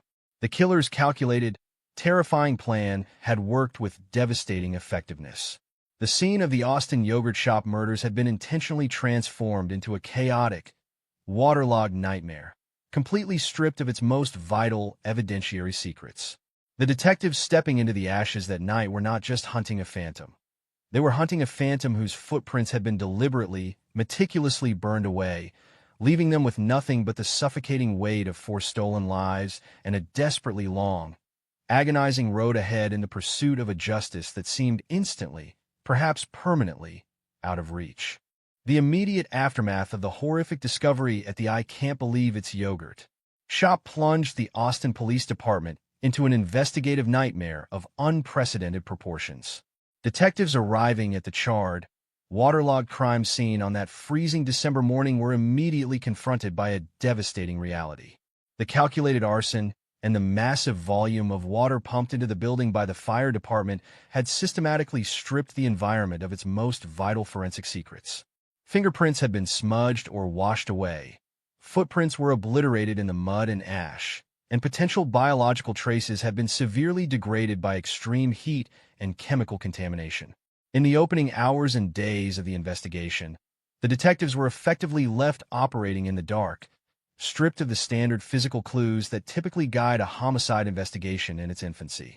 Yet, the sheer horror of the crime, the execution-style murder of 4 young, innocent girls, demanded an immediate, overwhelming response. Law enforcement agencies at every level mobilized, establishing a massive task force dedicated entirely to hunting down the monsters who had committed this unspeakable atrocity. The pressure from the grieving families, the terrified public, and the media was absolute and suffocating, creating an environment where every tip had to be aggressively pursued, and every potential lead had to be investigated to its absolute limit. In the days following the discovery, the primary focus of the investigation centered on gathering witness statements, interviewing neighborhood residents, and sorting through the mountain of tips that poured into the police hotline. Because the yogurt shop was located in a busy commercial strip mall, investigators desperately hoped that someone had seen something unusual, a suspicious vehicle, a group of frantic men, or anyone lingering near the back door around the time the store closed. Hundreds of individuals were questioned, and countless leads were followed across the city and surrounding counties. However, the unique timing of the crime, occurring late at night during a winter weekend, meant that potential eyewitness accounts were scarce and frequently contradictory. People remembered seeing teenagers leaving the shop or delivery trucks passing by, but concrete sightings of the perpetrators remained frustratingly elusive. The investigators found themselves chasing shadows, sorting through a maze of false leads, unverified rumors, and well-meaning, but ultimately useless information. Every dead end deepened the frustration within the task force, as the realization set in that the killers had not only engineered a near-perfect forensic cover-up through arson, but they had also timed their actions to minimize the chance of casual eyewitness observation. As the weeks turned into months, the investigation evolved from a fast-paced manhunt into a grueling, methodical marathon of attrition. Detectives continued to re-examine the sparse physical evidence that had managed to survive the inferno, clinging to the hope that emerging forensic technologies might eventually yield a breakthrough. Among the most critical pieces of physical evidence recovered from the bodies of the victims were microscopic biological traces. In the early 1990s, DNA profiling was still in its relative infancy compared to the sophisticated techniques available in later decades. The samples recovered from the victims were small, degraded by the intense heat of the fire, and terribly difficult to analyze with the laboratory equipment of the time. Nonetheless, forensic scientists preserved these precious genetic samples, knowing instinctively that they represented the ultimate key to unlocking the entire mystery. The investigators understood that if they were ever going to identify the killer, they would likely need a matching DNA profile to break the case wide open. This realization established a tense, agonizing waiting game between the relentless progression of forensic science and the desperate urgency of the police department. Month after month, year after year, the evidence was repeatedly tested against new technological standards, yet for a very long time, the results remained frustratingly inconclusive or failed to generate a definitive match in the burgeoning criminal databases. The lack of immediate answers created an atmosphere of pervasive anxiety and suspicion throughout the city of Austin. Parents looked differently at the routine activities of their children, and local businesses implemented heightened security measures, forever changed by the grim knowledge that unprecedented violence could shatter their quiet suburban peace in a matter of minutes. For the families of Jennifer Harbison, Eliza Thomas, Sarah Harbison, and Amy Ayers, the passage of time did not offer healing. It offered only a prolonged, agonizing limbo. They were trapped in a state of perpetual grief, forced to watch as the active investigation gradually slowed down from a frantic daily operation into a painstaking cold case review. Rumors circulated through the community, amateur sleuths offered wild theories, and the media periodically revisited the anniversary of the tragedy, keeping the deep wound open without providing any substantial new direction. The detectives assigned to the case rotated over the years as retirements and promotions occurred, but the institutional memory of the Austin Police Department ensured that the file on the yogurt shop murders was never truly closed. New generations of investigators inherited the burden, looking over the charred photographs, reading through the thousands of yellowed interview transcripts, and grappling with the same haunting question. Who could do such a thing, and how had they seemingly vanished from the face of the earth? This agonizing stagnation finally broke in a dramatic and shocking fashion nearly 8 years after the initial crime, when the investigation took a sharp, aggressive turn toward a group of local young men. In the late 1990s, armed with renewed investigative momentum and fresh pressure to solve the city's most infamous cold case, law enforcement zeroed in on a circle of acquaintances who had been teenagers at the time of the murders. The breakthrough, or what police desperately hoped was the breakthrough, arrived when investigators detained 4 young men for questioning: Robert Springsteen, Michael Scott, Maurice Pierce, and Forrest Wellborn. The arrests sent a seismic shockwave through the community of Austin, momentarily lifting the heavy cloud of hopelessness that had hung over the city for nearly a decade. For the families of the victims, the news of the arrest brought a complicated mixture of intense anxiety, renewed hope, and the terrifying prospect of finally confronting the individuals accused of destroying their lives. The public watched with bated breath as the investigation transitioned from a silent, hidden search for unknown phantoms into a high-profile, explosive legal confrontation that would dominate headlines and polarize public opinion for years to come. The interrogation process that followed the arrests of Springsteen and Scott would ultimately become one of the most controversial and fiercely debated aspects of the entire legal saga. Over the course of intense, prolonged questioning by experienced detectives desperate for a confession. Both Robert Springsteen and Michael Scott made statements implicating themselves and their associates in the horrific crimes at the yogurt shop. For the police, these admissions felt like the long-awaited light at the end of a very dark tunnel, providing the narrative framework of how the robbery, the sexual assaults, and the executions had allegedly transpired on that cold December night. However, the methods used to extract these confessions immediately raised profound red flags among defense attorneys, legal scholars, and civil rights advocates. The interrogations involved hours of relentless psychological pressure, leading questions, and the heavy weight of an institution determined to secure a result in its most high-profile case.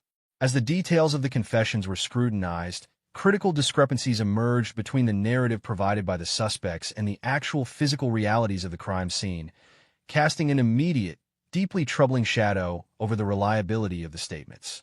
Despite the growing concerns regarding the circumstances of their confessions, the legal machinery pressed relentlessly forward, laying the groundwork for a series of high-stakes trials that would test the very limits of the Texas justice system. The arrests of the 4 young men transformed the tragedy from an unsolved neighborhood mystery into a complex, multi-layered courtroom battle over guilt, innocence, and constitutional rights. The prosecution prepared to build their case on the foundation of the incriminating statements, while the defense teams geared up to aggressively challenge the validity of the confessions, pointing out the glaring absence of any direct physical evidence linking their clients to the interior of the yogurt shop. The stage was set for a bitter, protracted legal war that would expose deep fractures in the way the case had been handled from its earliest moments.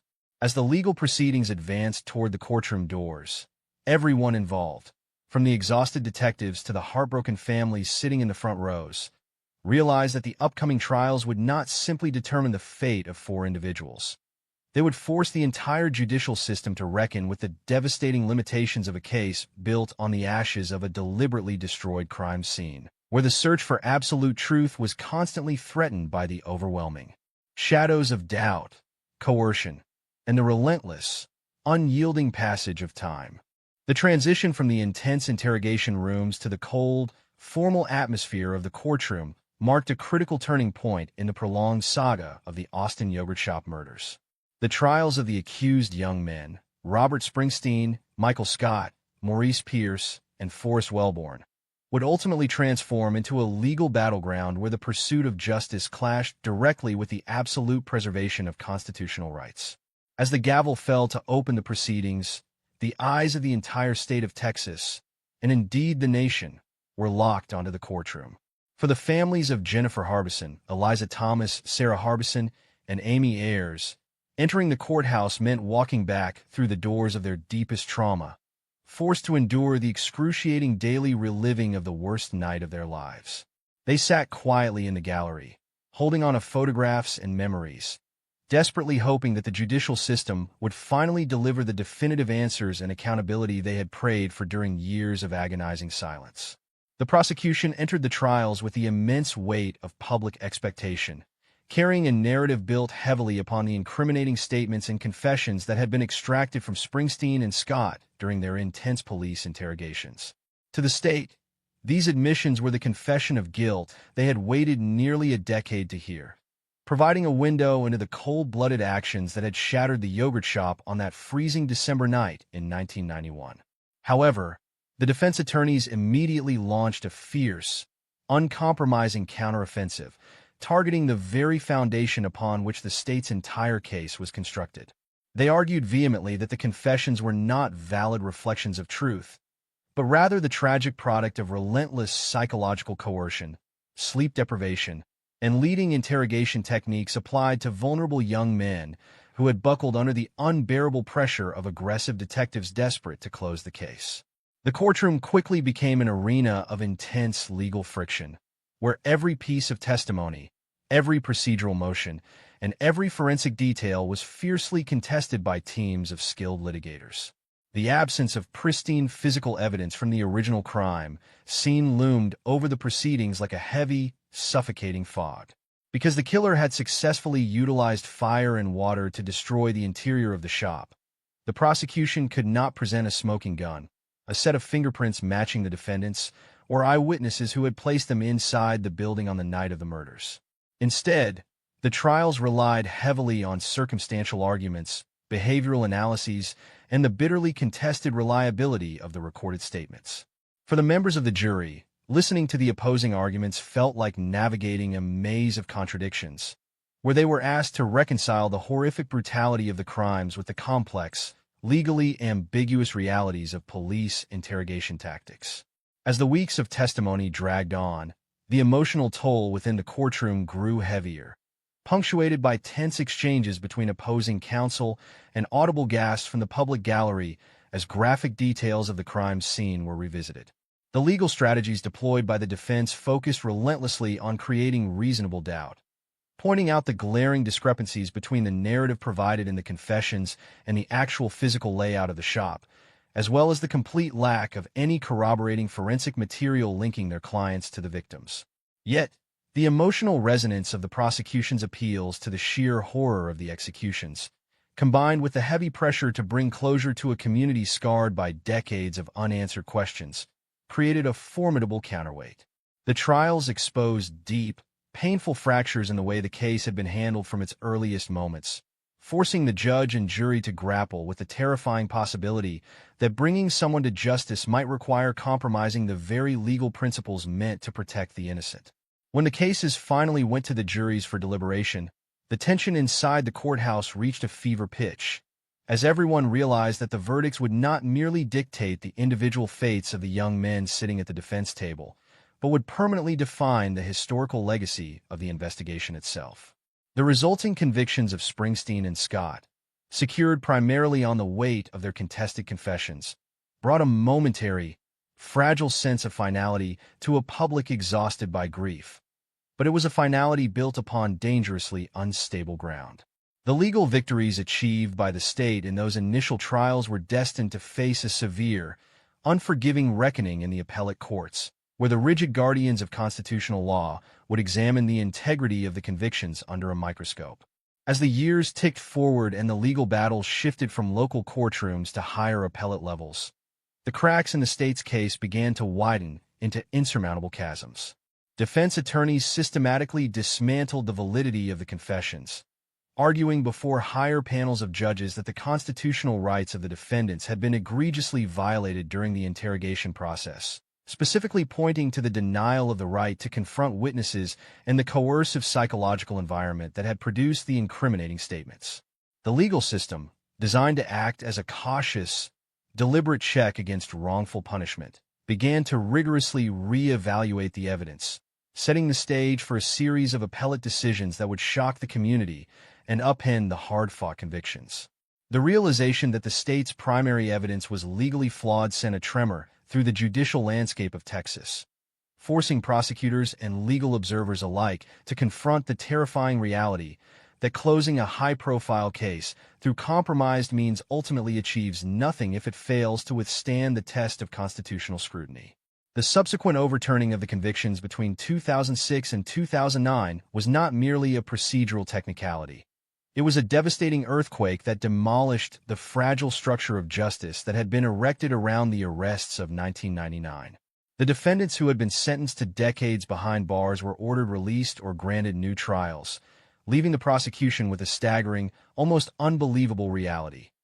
After nearly 2 decades of intensive police work, multiple trials, and millions of dollars spent, the state was back at absolute square one. The overturned verdicts tore open the old, unhealed wounds of the victims' families, who were forced to watch as the legal system retracted the accountability they had fought so hard to achieve. Furthermore, the legal fallout coincided with an even more profound, scientifically undeniable revelation that would permanently alter the trajectory of the investigation.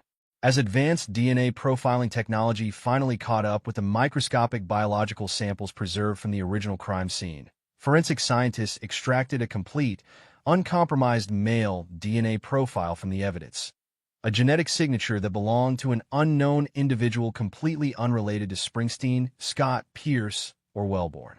This phantom DNA profile, sitting silently in the laboratory database with no matching record anywhere in the criminal justice system, served as an absolute, undeniable indictment of the previous convictions. It proved scientifically what the defense had argued for years. The men who had been tried and imprisoned were not the perpetrators who had walked into the yogurt shop on that tragic December night. The legal victories had evaporated, the confessions had been legally nullified, and the true monster responsible for the mass murder of the 4 young girls remained completely untouched, hiding behind a microscopic shield of unidentified DNA.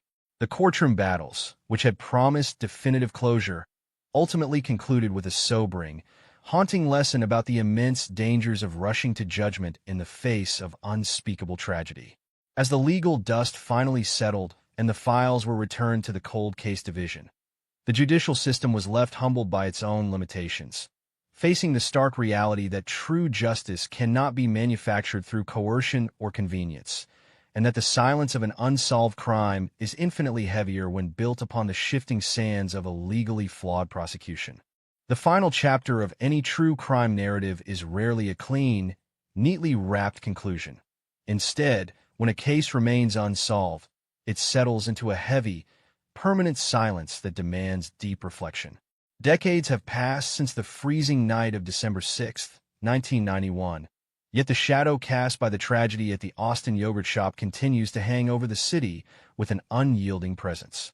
When we step back from the complex legal battles, the disputed confessions, and the forensic dead ends, we are forced to confront the true, enduring human cost of this devastating event. The passage of time does not heal wounds of this magnitude. It merely changes the way a community and a family learn to carry the crushing weight of an open-ended nightmare. The city of Austin has transformed immeasurably over the decades, growing from a vibrant regional capital into a sprawling, modern metropolitan hub. Yet beneath its dynamic growth and cultural evolution lies a dark, foundational scar. The yogurt shop itself, long since demolished, remains an invisible monument to an innocence that was irrevocably shattered, a reminder that the most profound darkness can violently intrude upon the most ordinary, peaceful corners of suburban life. For the residents who lived through that era, and for the generations who came after, the Austin yogurt shop murders serve as a permanent cautionary tale about the fragility of safety and the haunting reality of crimes that defy complete resolution. At the very center of this unending tragedy are the families of Jennifer Harbison, Eliza Thomas, Sarah Harbison, and Amy Ayers, whose lives were frozen in time on the night their daughters and sisters were stolen from them. For these families, the concept of closure is an illusion, an empty word tossed around by media outlets and legal commentators who do not understand the daily reality of enduring a loss so absolute. Closure implies an ending, a final chapter where the book is closed and the pain begins to recede. But for the Harbison, Thomas, and Ayers families, every day is a continuation of an ongoing sentence. They have had to navigate decades of holidays, milestones, high school graduations, and weddings with 4 chairs permanently empty, haunted by the agonizing question of why their children were chosen for such unimaginable cruelty. The emotional resilience required to wake up day after day, year after year, and keep the memories of Jennifer, Eliza, Sarah, and Amy alive in the public consciousness is a testament to a depth of love that no crime can ever extinguish. They have stood resilient through false alarms, heartbreaking legal reversals, and the agonizingly slow crawl of forensic science, carrying a burden that no human being should ever be asked to bear. Their persistent, dignified fight for true accountability stands in stark contrast to the failures of the system that initially promised them justice only to stumble through legal missteps and compromised evidence. Beyond the personal devastation experienced by the families, the Austin yogurt shop murders left an indelible, transformative mark on the entire landscape of American criminal justice and investigative procedure. The case became a harsh, uncompromising masterclass in the critical importance of crime scene preservation and the catastrophic dangers of forensic contamination.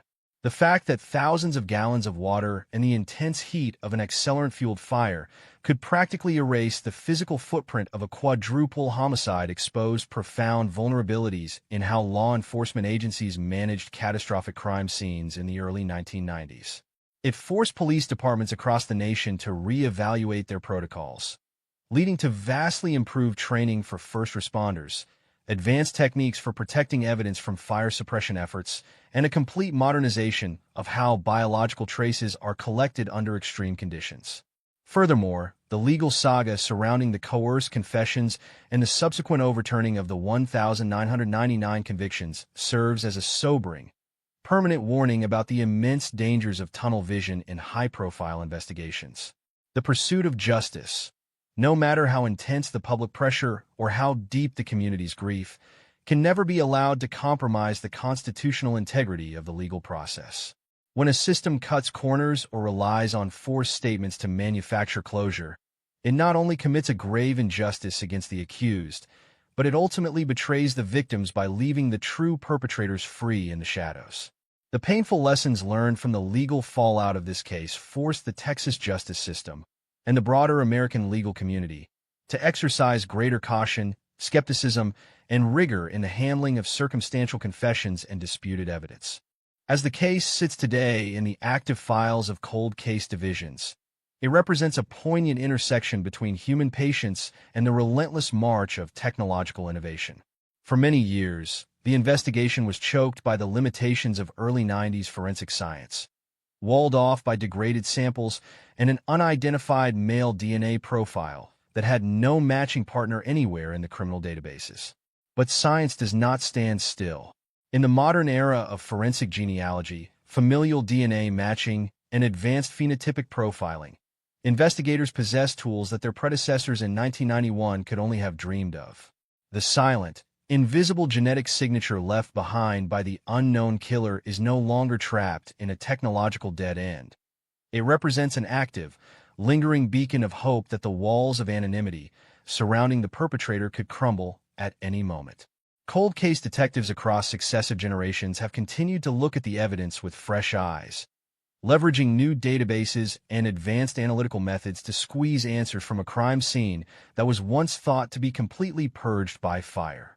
This ongoing, relentless pursuit demonstrates that time alone is not enough to grant immunity to a killer, and that dedicated investigators will refuse to let the darkness of history swallow the truth entirely. The realization that a single drop of microscopic evidence, preserved through decades of bureaucracy and despair, could one day shatter the silence, keeps the flame of hope alive for everyone who refuses to let the victims be forgotten. Yet, as we reflect on the entirety of this monumental case, it is essential that we redirect our focus away from the mechanics of the crime and the failures of the investigation, returning it wholly where it belongs, upon the 4 young lives that were extinguished with such senseless brutality. It is easy in the realm of true crime storytelling to become consumed by the dark allure of the mystery, the forensics, the legal wrangling, and the search for the phantom killer, but doing so risks losing sight of the human souls at the heart of the tragedy. Jennifer Harbison, Eliza Thomas, Sarah Harbison, and Amy Ayers were not merely statistical markers in a famous Texas cold case, nor were they just characters in a cautionary tale of suburban vulnerability. They were vibrant, wonderful young human beings with distinct personalities, infectious laughter, complex dreams, and entirely unwritten futures. Jennifer was a responsible, hard-working senior stepping confidently onto the threshold of adulthood. Eliza was her dedicated co-worker and loyal friend, sharing the quiet moments of the evening shift with youthful optimism. Sarah was a 15-year-old sister, full of potential, who happened to be visiting a place that represented safety and family. And Amy was a 13-year-old girl, just beginning her journey into adolescence, whose presence was a testament to the simple, innocent bonds of childhood friendship. They loved, they laughed, they had plans for the weekend, and they deserved to grow old, to experience the full breadth of life, and to feel the warmth of a world that protected them rather than betrayed them. The legacy of the Austin Yogurt Shop murders is therefore a complex tapestry of profound sorrow, systemic reckoning, and the unyielding resilience of the human spirit. It is a story that forces us to look directly into the abyss of human cruelty, acknowledging that there are moments in history where the sheer weight of evil defies easy explanation or immediate resolution. But it is equally a story about a community that refused to let its collective conscience be burned away by the flames of December 6, 1991. The memory of the 4 girls endures not simply as a monument to a tragedy, but as a guiding light for every investigator, every legal scholar, and every storyteller who approaches this case with the reverence, respect, and empathy it so deeply demands. As the search for the truth continues across the quiet corridors of time, the echoes of that fateful night remind us of the fragile, precious nature of our shared existence, urging us to cherish our loved ones, to protect the vulnerable, and to never surrender the pursuit of a justice that honors the dignity of the innocent. The smoke that rose over the city of Austin all those decades ago may have obscured the physical evidence, but it could never extinguish the profound, lasting impact of the lives of Jennifer, Eliza, Sarah, and Amy, whose names will remain forever etched into the collective memory of a city that refuses to forget. As we look beyond the initial decades of heartbreak, legal turmoil, and investigative frustration that defined the Austin yogurt shop murders, our narrative shifts toward the modern era of forensic science and the persistent, unyielding hope that technology might finally provide the answers which were burned away in December of 1991. The advancement of forensic science over the past 3 decades represents one of the most profound paradigm shifts in the history of criminal justice. In the early 90s, investigators were constrained by the literal limits of biological testing, where small, degraded samples yielded little more than dead ends or inconclusive markers. Today, however, the landscape of criminal investigation has been completely revolutionized by breakthroughs that would have seemed like science fiction to the detectives who first walked into the charred ruins of the yogurt shop. Among the most powerful tools in this modern arsenal is investigative genetic genealogy, a revolutionary methodology that combines traditional genealogical research with advanced DNA profiling to trace the family trees of unknown suspects through public genetic databases. This technique has successfully breathed new life into countless decades-old cold cases across the United States, unmasking anonymous perpetrators and bringing long-awaited accountability to families who had spent lifetimes mourning in the dark. For the Austin case, the existence of an unknown male DNA profile, carefully preserved from the original evidence despite the extreme heat of the fire and the massive volume of water used by firefighters, serves as a silent, enduring bridge between the past tragedy and future resolution. This microscopic genetic signature, sitting quietly in secure law enforcement databases, is a ticking clock waiting for the precise intersection of advanced technology, familial matching, and relentless investigative work. It means that the perpetrator, no matter how carefully they planned their escape, no matter how meticulously they believed they had scrubbed the scene clean with fire and chemical accelerants, left behind a permanent, undeniable piece of themselves. The genetic blueprint of the killer remains an active, unyielding presence in the modern cold case division, a stark reminder that time alone does not grant immunity to those who commit acts of unimaginable cruelty. The detectives who inherit this case today do not look at the yellowed files and charred photographs as a dead end, but rather as an evolving puzzle waiting for the final, missing piece to click into place. They utilize sophisticated phenotyping software that can analyze degraded DNA samples to predict physical characteristics, ancestry, and even facial features, creating modern investigative leads from microscopic biological remnants that were once deemed completely useless. This relentless technological evolution transforms the pursuit of justice from a game of blind chance into a systematic, highly sophisticated science of patience and precision. Yet, technology alone is not enough. It requires the unwavering human commitment of investigators who refuse to let the victims fade into the background of history, individuals who carry the emotional weight of the case with a solemn sense of duty and moral obligation. The intersection of advanced science and human perseverance creates an atmosphere of cautious, enduring optimism within the cold case units, reminding everyone involved that a case is never truly closed until the truth is fully brought to light. This modern perspective also sheds light on the profound resilience of the families who continue to navigate their grief through the lens of technological progress. For the relatives of Jennifer Harbison, Eliza Thomas, Sarah Harbison, and Amy Ayers, every advancement in DNA profiling, every new breakthrough in genealogical searching, represents a glimmer of hope that the long, agonizing decades of uncertainty might finally reach their destination. They live in a unique state of suspended reality, where hope for a resolution coexists with the painful memory of what was stolen from them. Yet their quiet dignity remains an anchor for the entire community. The evolution of the investigation from the chaotic, compromised crime scene of 1991 to the highly sophisticated genetic laboratories of the modern era underscores a vital truth about the American justice system. It is a system capable of learning from its past mistakes, acknowledging its historical limitations, and continuously adapting to meet the demands of truth. The missteps of the late 90s, including the coerced confessions, the tunnel vision, and the fragile legal victories that ultimately crumbled under constitutional scrutiny, serve as a permanent, humbling reminder of what happens when the pressure to achieve closure overrides the rigorous pursuit of actual guilt. Modern investigators are deeply conscious of these historical pitfalls, approaching the evidence with a renewed dedication to absolute objectivity, scientific validation, and uncompromising constitutional integrity. They understand that bringing a killer to justice means nothing if the process itself is flawed, and that true justice demands an unshakable foundation of undeniable fact. As cold case units continue to run the preserved DNA samples through expanding databases and cutting-edge analytical platforms, the entire community of Austin watches with a collective, quiet breath, knowing that the machinery of justice, though agonizingly slow, has not stopped turning. The legacy of the yogurt shop tragedy thus extends far beyond the borders of Texas, becoming a defining national case study in how society confronts mass violence, how forensic science evolves to overcome deliberate destruction, and how the pursuit of truth remains an eternal, unbreakable obligation. When we contemplate the vast expanse of time that has elapsed since that freezing December night, we are reminded that evil leaves deep scars upon the collective soul of a city, but it is ultimately matched by an equally powerful human capacity for memory, empathy, and relentless dedication. The 4 young women whose lives were so brutally terminated do not exist merely as a tragic memory.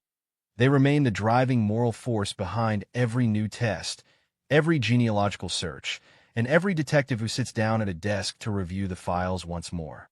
Their names are spoken not with despair, but with a firm, resolute insistence that accountability will eventually arrive, transcending the barriers of time, the destruction of fire, and the silence of the decades.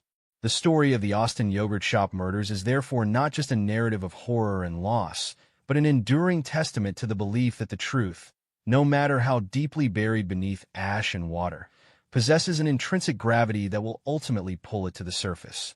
As we trace the ongoing journey of this historic case into the modern technological landscape, we are left with a profound realization that justice delayed is not necessarily justice denied, provided that those entrusted with the search refuse to surrender to the darkness, keeping the flame of hope brightly burning until the final shadow is permanently dispelled. Furthermore, the psychological impact of this case reaches deep into the professional psyche of law enforcement personnel across generations, teaching them invaluable lessons about the dangers of confirmation bias and the absolute necessity of maintaining open minds when confronted with overwhelming public grief. Police academies now study the investigative missteps of the Austin case as a primary textbook example of how high-pressure environments can distort objective analysis, leading departments to implement stringent oversight protocols for witness interviews, interrogations, and physical evidence handling. This institutional self-reflection ensures that the suffering endured by the victims and their families serves as a protective shield for future generations, transforming a historical tragedy into a catalyst for profound systemic reform. At the same time, the broader cultural consciousness of suburban communities throughout the country was permanently altered by the events of December 1991, stripping away the naive assumption that geographical safety or small-town charm could ever provide absolute immunity against random, calculated malice. People learned to look at their neighborhoods with a more watchful eye, balancing the warmth of community trust with a realistic, sober awareness of human vulnerability. Yet, despite the pervasive shadows cast by the crime, the prevailing sentiment that endures across Austin is one of steadfast remembrance and profound solidarity with the families who continue to carry the heaviest burden of all. Annual memorial gatherings, quiet tributes, and the persistent presence of the victim stories in public discourse ensure that Jennifer, Eliza, Sarah, and Amy are never forgotten by the city they called home.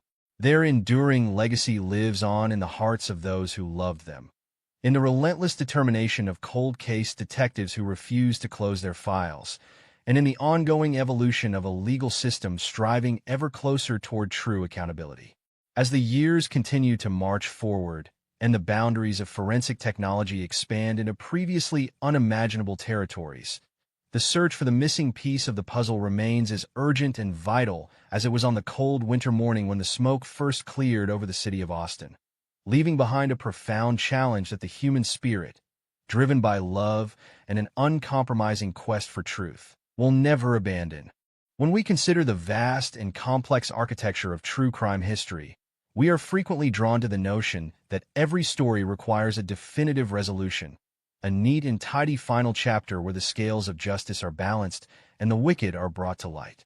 Yet the sobering reality of our world is that some narratives refuse to conform to this comforting expectation, remaining stubbornly open, suspended in a permanent twilight of unanswered questions and unfulfilled promises. The Austin yogurt shop murders occupy a singular, haunting space within this difficult landscape, serving as a profound reminder that justice is sometimes an agonizingly slow, fractured pursuit rather than an instantaneous cinematic climax. As we trace the long and winding path from that devastating winter night in December of 1991 through decades of investigative struggle, legal turbulence, forensic evolution, and unrelenting emotional endurance, we are forced to confront the fundamental fragility of human existence and the enduring strength of the human spirit. The passage of time has transformed this horrific event from a contemporary news headline into a historic landmark of American true crime, a case studied by criminologists, analyzed by legal scholars, and felt deeply within the collective heart of a community that refuses to let the darkness win. In examining the full scope of this tragedy, we see a stark reflection of our society's deepest vulnerabilities, our institutional flaws, and our relentless, unbreakable commitment to remembering those who have been wronged, ensuring that their names are never lost to history. The legacy of the 4 young lives taken so senselessly on that freezing evening extends far beyond the borders of Texas, resonating with anyone who understands the sacred duty of honoring the innocent and demanding accountability from a world that can sometimes be overwhelmingly cruel. The emotional architecture built by the families of Jennifer Harbison, Eliza Thomas, Sarah Harbison, and Amy Ayers over the past several decades is a testament to a depth of love and resilience that defies ordinary comprehension. When a family experiences a loss of such monumental proportions, the traditional milestones of life lose their standard meanings, replaced instead by a perpetual calendar marked by the absence of laughter, the silence of empty chairs, and the heavy weight of a future that was violently stolen. For the mothers, fathers, siblings, and friends who have carried this unbearable burden through the shifting tides of time, closure is neither a realistic expectation nor a fair demand. It is simply an illusion propagated by those who have never known the profound desolation of an unresolved murder. Instead, they have learned to live alongside their grief, transforming their private sorrow into a public beacon of remembrance and a tireless demand for truth. They have stood resilient through the heartbreaking roller coaster of false leads, compromised evidence, courtroom battles, and overturned convictions, maintaining a quiet, dignified grace that commands our deepest respect. Their unwavering refusal to let the memories of Jennifer, Eliza, Sarah, and Amy fade into obscurity is the true anchor of this case, outlasting every investigative failure and every legal misstep. It is a powerful reminder that while perpetrators may attempt to erase human life through violence and fire, they can never extinguish the enduring power of familial love, which persists across the decades like a steady flame burning in the darkest night, casting a warm and unyielding glow over those who continue to seek truth and accountability in an imperfect world. The broader implications of the Austin yogurt shop murders stretch deep into the professional conscience of law enforcement agencies, reshaping the very framework of how modern criminal investigations are conducted, preserved, and evaluated. The catastrophic loss of physical evidence resulting from the accelerant-fueled fire and the massive volume of water used by firefighters served as a harsh, uncompromising lesson in the critical necessity of crime scene preservation. Police departments nationwide were forced to overhaul their protocols, recognizing that the initial moments of a catastrophic response can make or break a decades-long quest for truth. The painful lessons learned from the compromised forensic environment of 1991 have directly contributed to the advanced, highly specialized training that first responders and homicide detectives receive today, ensuring that delicate biological traces are shielded from destruction even under the most punishing conditions. Furthermore, the turbulent legal saga surrounding the coerced confessions and the eventual overturning of the 1999 convictions established a permanent, sobering warning against the dangers of tunnel vision and institutional impatience. It taught the judicial system a humbling lesson about the absolute sanctity of constitutional protections, reinforcing the fundamental principle that achieving a conviction at the expense of fairness is a hollow victory that ultimately serves neither the victims nor society. The legal fallout from this case remains a touchstone for legal scholars and defense attorneys alike, a stark reminder that the pursuit of justice must always be guided by rigorous objectivity, scientific validation, and an unshakable commitment to the truth, regardless of how intense the public pressure or how deep the collective grief of a wounded community may be. Preserving the delicate balance between public safety and individual liberty. As the case continues to sit within the active files of cold case divisions, sustained by the relentless march of technological innovation, it represents a profound intersection between human patience and the ever-expanding capabilities of forensic science. The unidentified male DNA profile recovered from the original evidence, long trapped in a technological dead end, now stands as an active, lingering beacon of hope in an era defined by advanced genetic genealogy, familial matching, and sophisticated phenotypic profiling.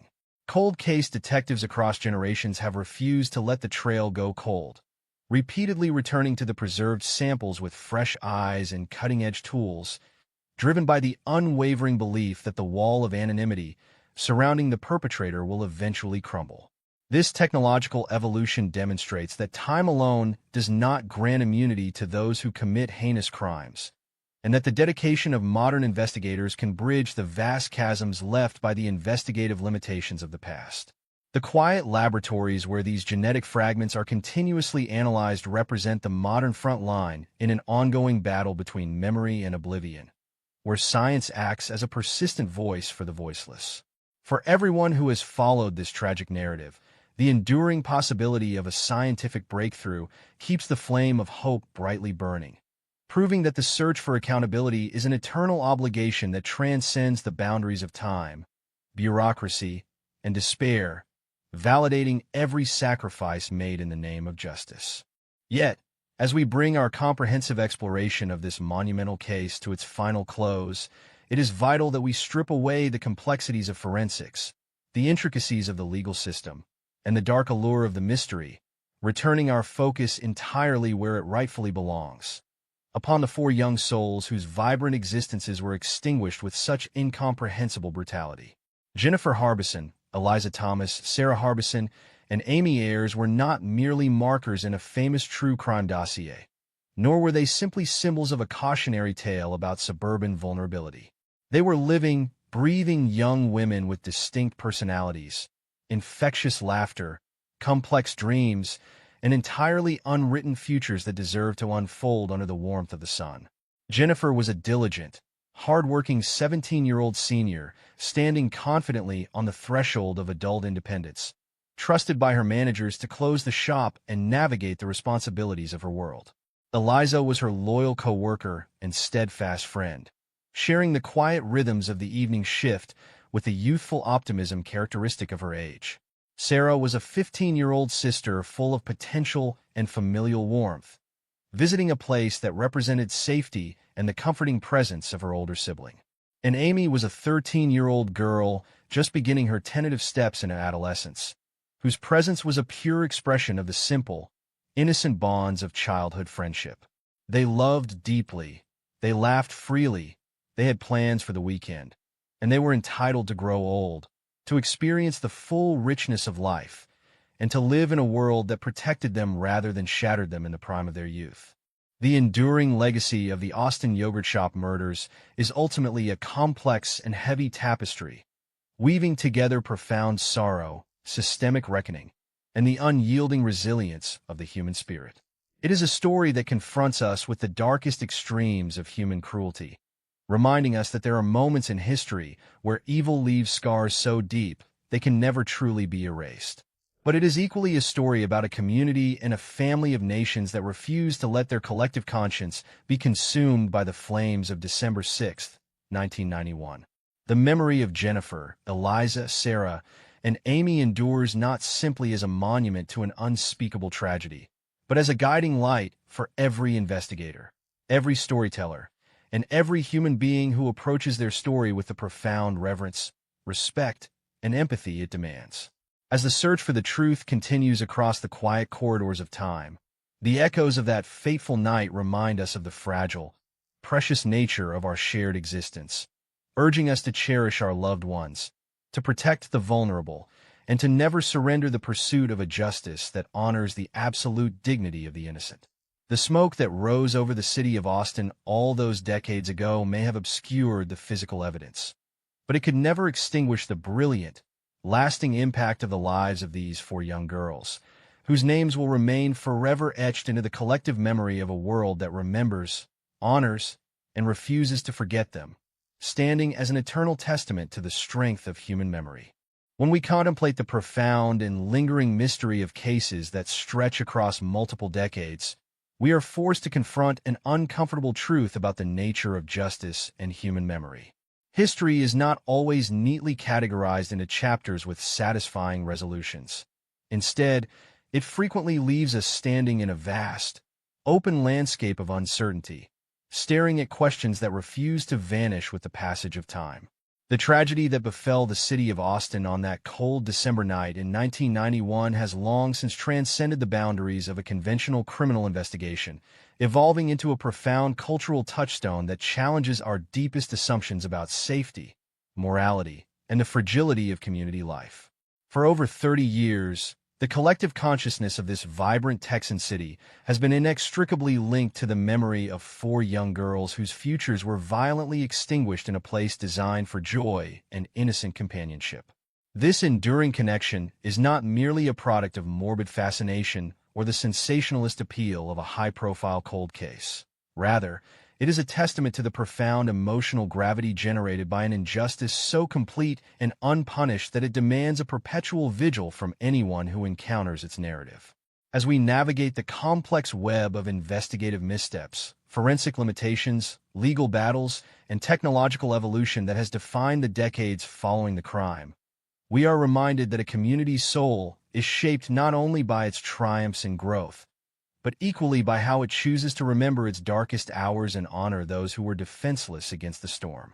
The passage of time acts as a powerful filter, stripping away the transient noise of daily headlines and leaving behind the pure, unyielding essence of a tragedy that continues to resonate across generations, inspiring a collective commitment to truth, empathy, and the unwavering defense of the innocent against the shadows that occasionally manage to breach the bright sanctuaries of our lives. The psychological weight carried by those who have lived in the shadow of this horrific event is an invisible burden that cannot be easily measured or dismissed. For the detectives, first responders, and legal professionals who touched this case over the years, the investigation became more than a professional assignment. It transformed into an inescapable moral obligation, a haunting presence that followed them long after they left their offices or retired from active service. The frustration of working with a crime scene deliberately purged of evidence by fire and water, combined with the agonizing pressure of false starts and overturned convictions, created a unique professional trauma that underscores the immense difficulties inherent in the pursuit of truth under catastrophic conditions. Yet within this prolonged struggle lies a powerful lesson regarding the resilience of the human conscience. The investigators who refused to let the files gather permanent dust, the journalists who kept the story alive through periods of public silence, and the advocates who continuously demanded better standards for forensic preservation all contributed to a culture of accountability that stretches far beyond the borders of Austin. They demonstrated that even when an investigation encounters seemingly insurmountable roadblocks, the collective refusal to surrender to oblivion can keep the horizon of hope open. This enduring persistence serves as a vital reminder that the pursuit of justice is not defined solely by immediate courtroom victories, but by the steadfast, enduring refusal to let the voices of the victims be silenced by time or obscured by the deliberate destruction of evidence. The legacy of their labor is a testament to the profound ethical duty we owe to those who have suffered violence, reminding us that every effort made to uncover the truth is a meaningful step toward restoring dignity and balance to our world. As the years march forward and the physical landscape of Austin continues its rapid, unstoppable transformation into a modern metropolitan center, the imperative to preserve the true history of this tragedy becomes increasingly vital.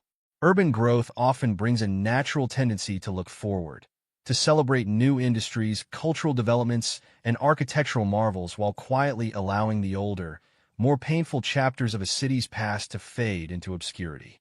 However, a community that attempts to outrun its history risks losing the very foundation of its collective empathy and self-awareness.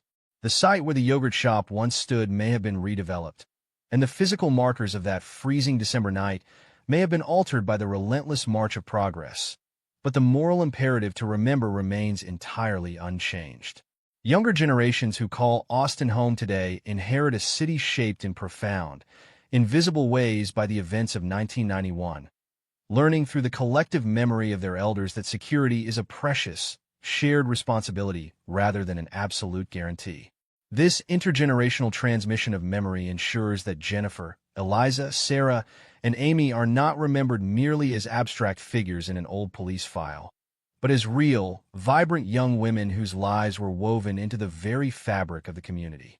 By refusing to let the passage of time dilute the significance of their stories, the residents of Austin maintain a vital bridge between past sorrow and future vigilance, teaching us all that true civic strength is found in our collective capacity to hold space for grief, to acknowledge our historical vulnerabilities, and to stand united in our shared refusal to let darkness have the final word in the history of our homes and neighborhoods. In examining the broader cultural phenomenon surrounding true crime narratives and how society engages with historical tragedies, we must also confront the ethical responsibilities that come with telling such stories. There is a delicate, critical boundary between respectful remembrance and the sensational exploitation of human suffering, a line that must be navigated with absolute care, humility, and profound empathy for those who are left behind. When storytellers, podcasters, and journalists approach cases like the Austin yogurt shop murders, their primary obligation cannot be the pursuit of shock value or the mere theatrical presentation of horror. It must be a dedicated effort to honor the humanity of the victims and to shed light on the systemic complexities of the justice system. The four young women at the center of this narrative were daughters, sisters, friends, and individuals with boundless potential who deserve to live long, fulfilling lives surrounded by the people who love them. Reducing their stories to mere puzzle pieces in a thrilling mystery strips away their dignity and diminishes the true weight of the loss experienced by their families. Therefore, every word written, every detail examined, and every reflection shared must be anchored in a deep respect for their memories and an unwavering acknowledgement of the permanent void left in their absence. This ethical framework transforms true crime storytelling from a passive form of entertainment into an active, respectful exploration of human resilience, systemic accountability, and the shared moral duty to protect the vulnerable. By keeping our focus firmly aligned with the humanity of Jennifer, Eliza, Sarah, and Amy, we ensure that their stories serve as powerful reminders of the preciousness of life, inspiring a culture of empathy, vigilance, and enduring respect that transcends the boundaries of time, medium, and genre. Looking toward the future, the enduring possibility of a scientific breakthrough keeps a quiet, steady flame of hope alive for everyone who has dedicated their lives to seeking truth in this baffling case. As advancements in forensic genealogy, phenotypic profiling, and DNA database expansion continue to push the boundaries of what is possible in cold case investigations, the microscopic genetic evidence preserved from the original crime scene gains renewed significance. Technology has provided modern detectives with unprecedented tools to bridge the vast chasms left by the investigative limitations of the early 1990s, offering a tangible pathway through the thick fog of decades-old uncertainty. Yet, behind every advanced computer algorithm, every familial database match, and every laboratory test tube stands the quiet, unyielding dedication of human beings who refuse to abandon the search for accountability. The investigators currently holding the files do so with a profound awareness of the historical missteps, the institutional pressures, and the tragic consequences of past compromises, approaching the evidence with a rigorous commitment to objective science and uncompromised integrity. They understand that unlocking the identity of the unknown profile requires not only state-of-the-art technology, but also an extraordinary level of patience, meticulous analysis, and moral courage.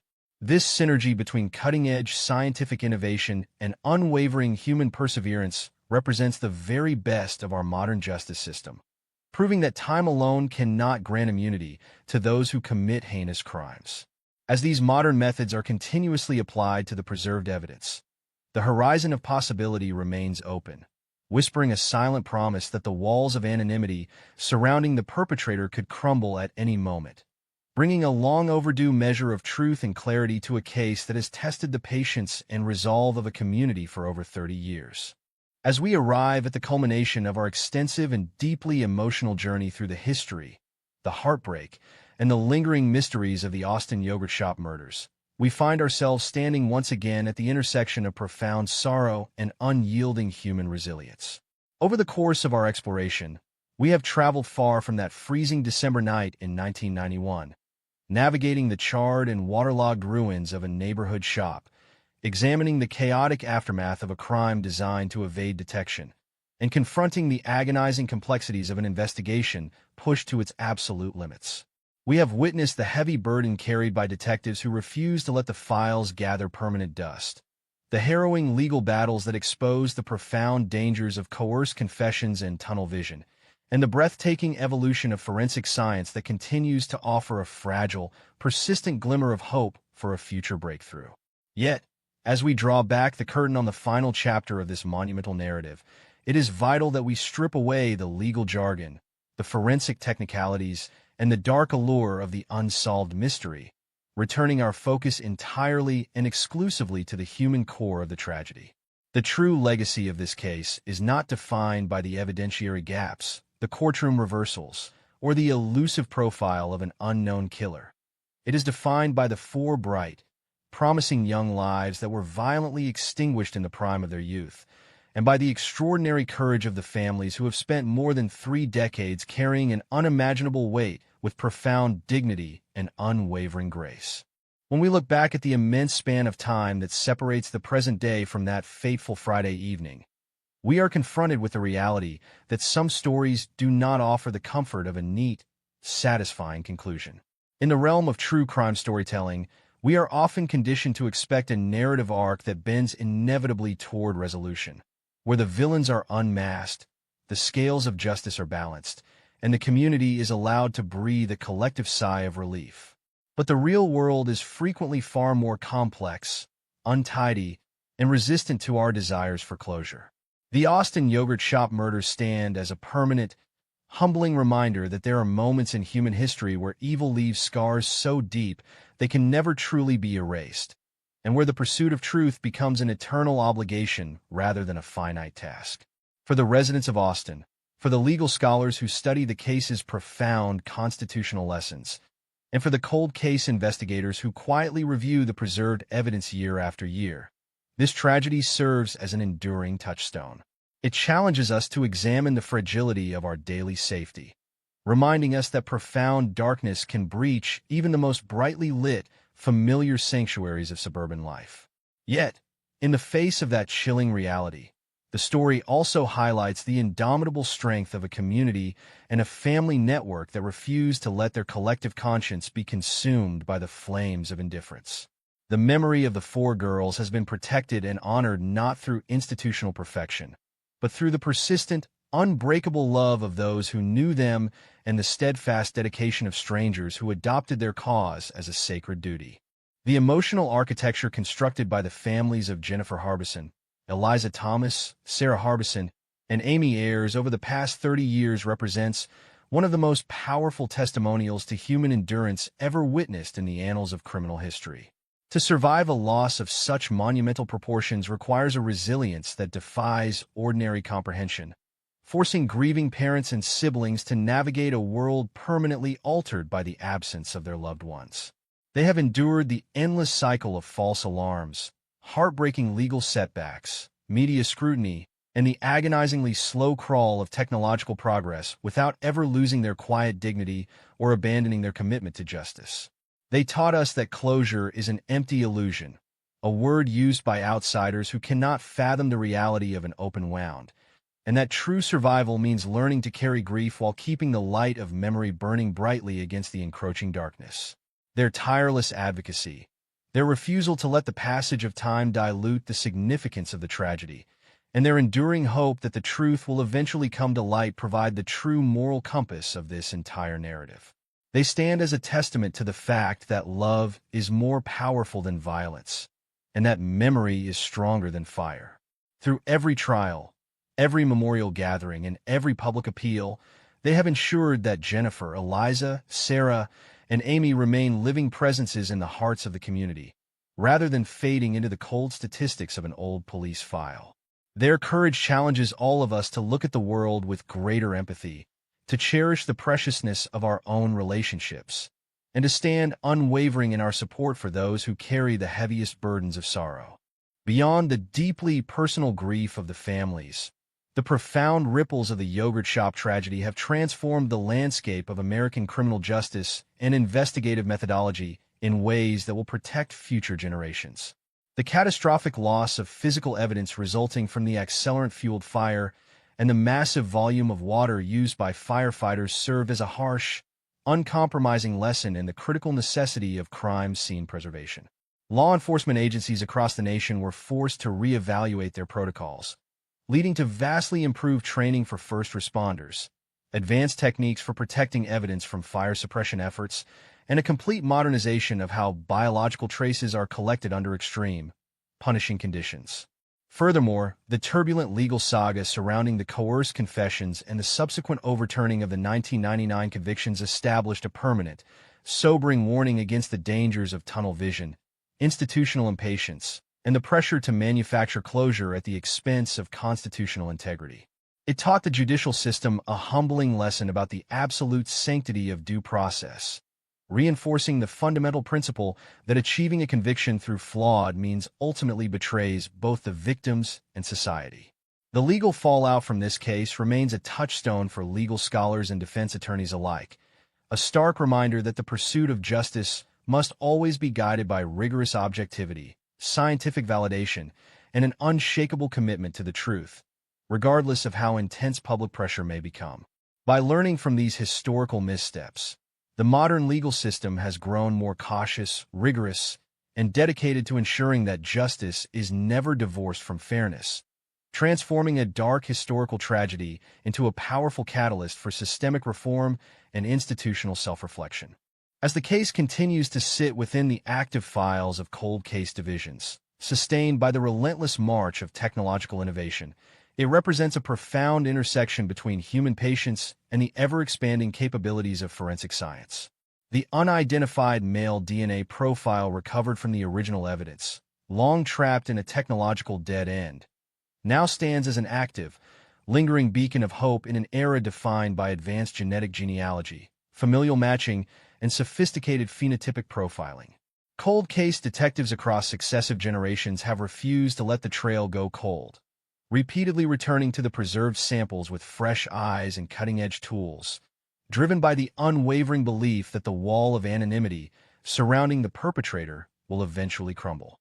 This technological evolution demonstrates that time alone does not grant immunity to those who commit heinous crimes, and that the dedication of modern investigators can bridge the vast chasms left by the investigative limitations of the past.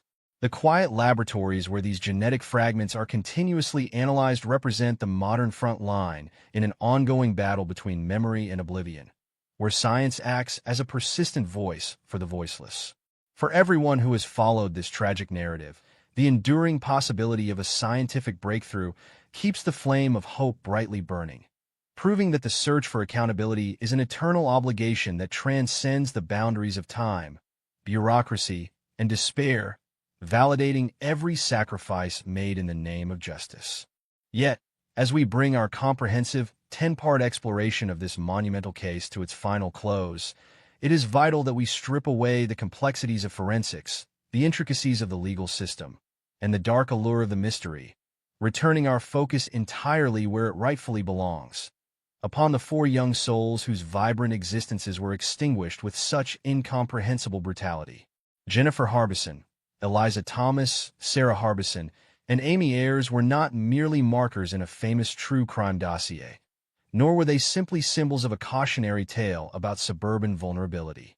They were living, breathing young women with distinct personalities, infectious laughter, complex dreams, and entirely unwritten futures that deserve to unfold under the warmth of the sun. Jennifer was a diligent, hard-working 17-year-old senior, standing confidently on the threshold of adult independence, trusted by her managers to close the shop and navigate the responsibilities of her world. Eliza was her loyal co-worker and steadfast friend, sharing the quiet rhythms of the evening shift with the youthful optimism characteristic of her age. Sarah was a 15-year-old sister full of potential and familial warmth, visiting a place that represented safety and the comforting presence of her older sibling. And Amy was a 13-year-old girl just beginning her tentative steps into adolescence, whose presence was a pure expression of the simple, innocent bonds of childhood friendship. They loved deeply, they laughed freely, they had plans for the weekend, and they were entitled to grow old, to experience the full richness of life, and to live in a world that protected them rather than shattered them in the prime of their youth. The enduring legacy of the Austin Yogurt Shop murders is ultimately a complex and heavy tapestry, weaving together profound sorrow, systemic reckoning, and the unyielding resilience of the human spirit. It is a story that confronts us with the darkest extremes of human cruelty, reminding us that there are moments in history where evil leaves scars so deep they can never truly be erased. But it is equally a story about a community and a family of nations that refuse to let their collective conscience be consumed by the flames of December 6, 1991. The memory of Jennifer, Eliza, Sarah, and Amy endures not simply as a monument to an unspeakable tragedy, but as a guiding light for every investigator, every storyteller, and every human being who approaches their story with the profound reverence, respect, and empathy it demands. As the search for the truth continues across the quiet corridors of time, the echoes of that fateful night remind us of the fragile, precious nature of our shared existence, urging us to cherish our loved ones, to protect the vulnerable, and to never surrender the pursuit of a justice that honors the absolute dignity of the innocent.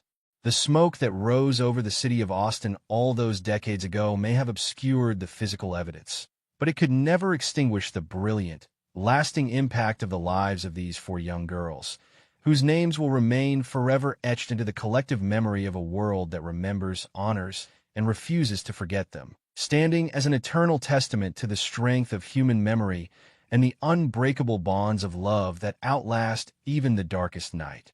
As we continue to navigate the profound and intricate landscape of a case that has refused to fade into the quiet corners of history, we find ourselves reflecting on the extraordinary nature of unresolved grief and the persistent human drive for absolute truth. The passage of more than 3 decades since that freezing December night in 1991 has fundamentally reshaped the city of Austin, transforming a tight-knit regional capital into a sprawling, modern metropolis. Yet the spiritual footprint of the yogurt shop tragedy remains entirely untouched by the march of progress. When a community experiences a violation of such catastrophic proportions, the calendar no longer moves in standard increments.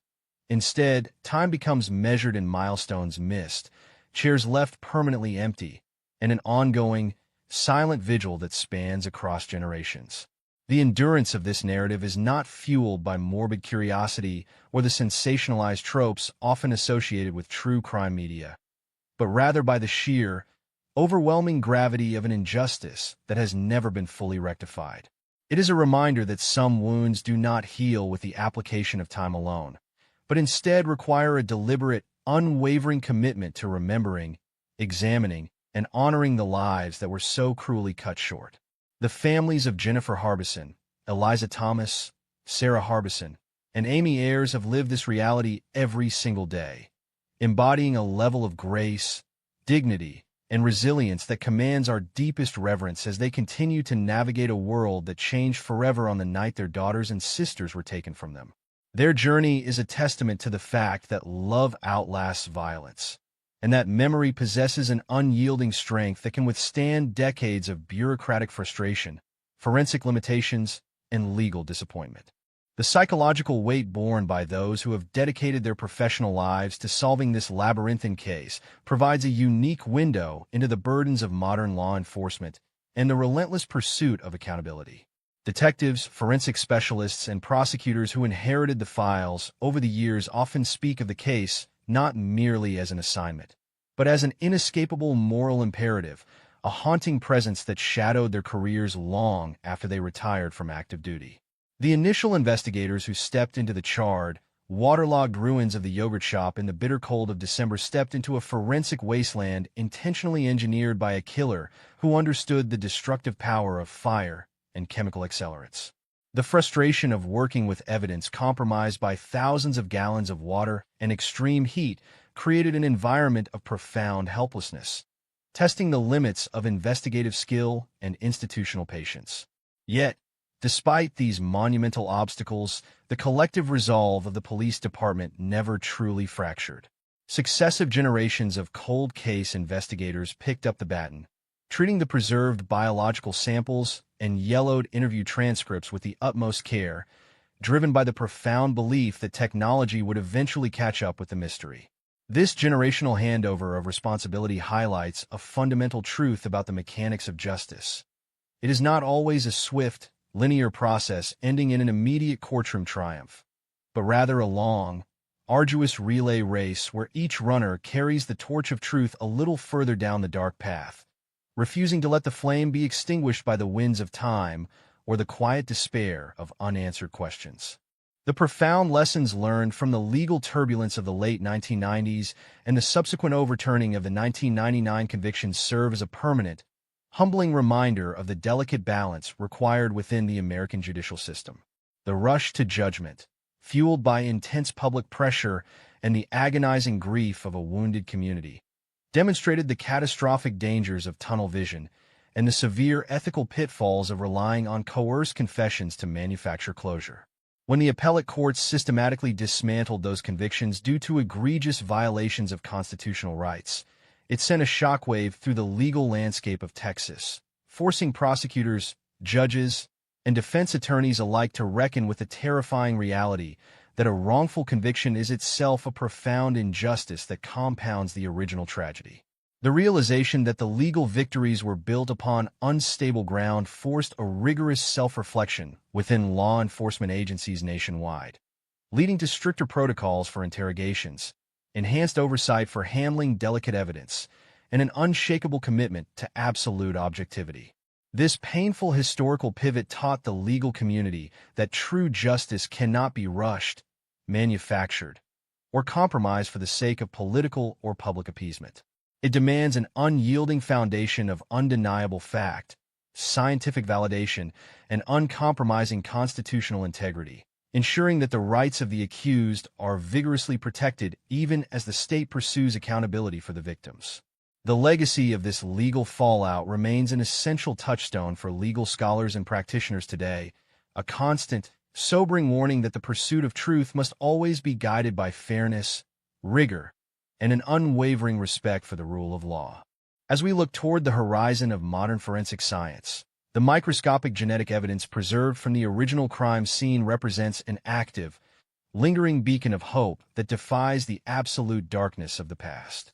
The unidentified male DNA profile, long trapped in a technological dead end during the early 90s, has found new life in an era defined by advanced genetic genealogy, familial matching, and sophisticated phenotypic profiling. These cutting-edge methodologies have revolutionized how cold cases are investigated, bridging the vast chasms left by the limitations of previous decades and offering a tangible, scientifically grounded pathway through the fog of uncertainty. Modern detectives utilizing these tools approach the preserved evidence not with despair, but with a renewed, cautious optimism, knowing that a single drop of genetic material can span 30 years of anonymity in a matter of hours. This technological evolution underscores the reality that time does not grant immunity to those who commit heinous crimes, and that the quiet, meticulous work happening inside modern forensic laboratories is a powerful extension of the human voice for those who can no longer speak. For the families and the community watching closely from the sidelines, every advancement in DNA profiling represents another step closer to the truth, keeping the flame of hope brightly burning against the long shadow of the past.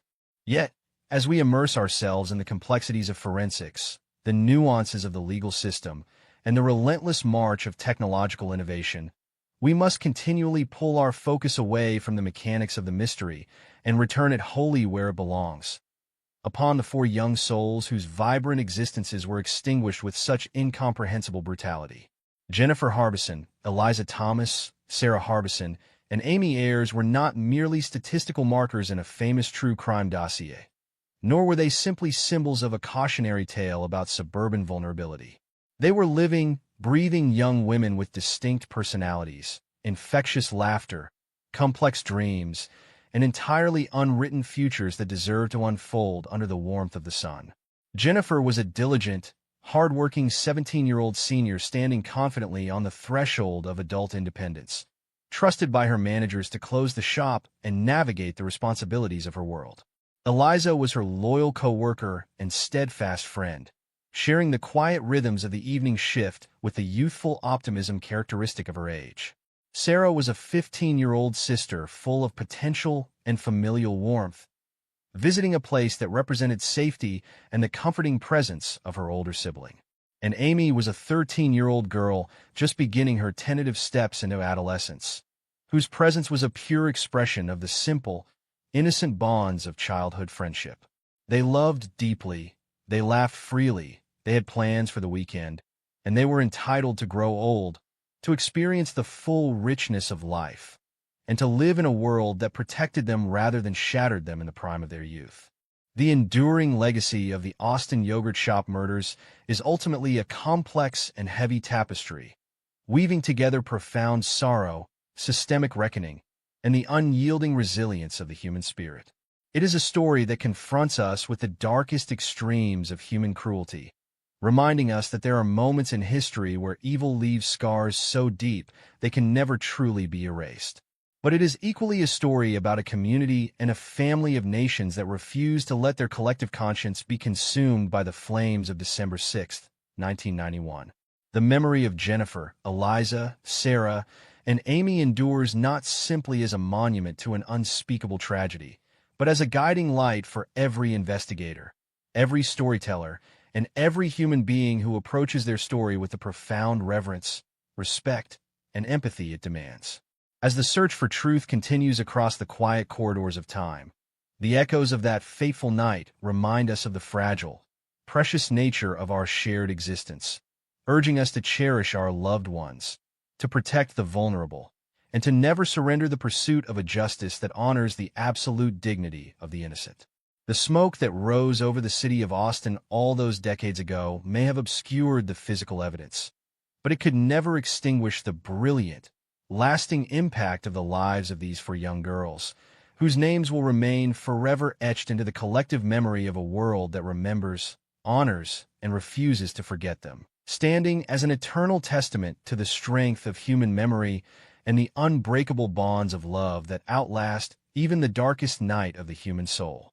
As we approach the final movement of this extensive exploration into one of the most haunting and enduring mysteries in the annals of American criminal history, we are compelled to look back across the vast expanse of time that separates our present moment from the chilling reality of December 6, 1991. The journey through the darkness of the Austin Yogurt Shop murders has not been merely an examination of forensic failure, legal turbulence, or investigative frustration. It has been a profound exercise in bearing witness to an immense human tragedy that continues to define the collective consciousness of a community and the broader landscape of true crime narrative. When we strip away the technical complexities, the evolving scientific methodologies, and the intricate courtroom debates, we are left standing once again in the quiet, solemn presence of 4 young lives whose unwritten futures were stolen away in the most senseless and brutal manner imaginable. The passage of more than 3 decades has altered the physical appearance of Austin, transforming a familiar regional capital into a bustling modern metropolis. Yet the spiritual footprint of that fateful winter night remains entirely untouched by the relentless march of progress. The city carries this historical scar not as a symbol of permanent defeat, but as a quiet, enduring reminder of the fragility of safety and the sacred responsibility we share to protect the innocent from the dark forces that occasionally breach the sanctuaries of our daily lives, ensuring that our communities remain places of trust and connection rather than sites of unexpected terror. The endurance of this case across generations speaks volumes about the unique psychological weight carried by unsolved mass violence within our society. Unlike cases that find a swift, definitive resolution in a courtroom drama, allowing communities to process their grief and gradually close the book on a dark chapter, the Austin yogurt shop murders offer no such comforting catharsis. They remain an open wound, suspended in a permanent twilight of unanswered questions, unfulfilled promises, and an absolute absence of true accountability.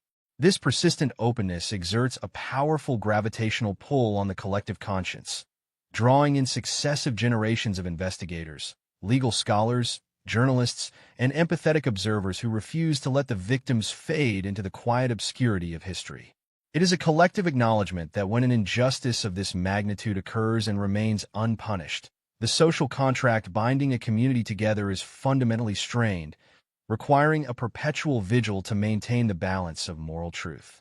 The refusal of the public and the dedicated professionals within the legal system to surrender to oblivion demonstrates that human memory possesses an extraordinary capacity to outlast bureaucratic failure, forensic limitations, and the numbing effects of time.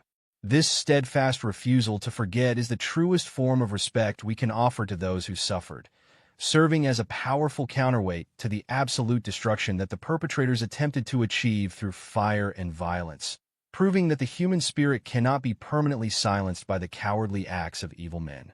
Throughout this narrative, we have confronted the heavy, unyielding reality of what it means to live in the shadow of an open-ended nightmare, a reality most acutely experienced by the families of Jennifer Harbison, Eliza Thomas, Sarah Harbison, and Amy Ayers.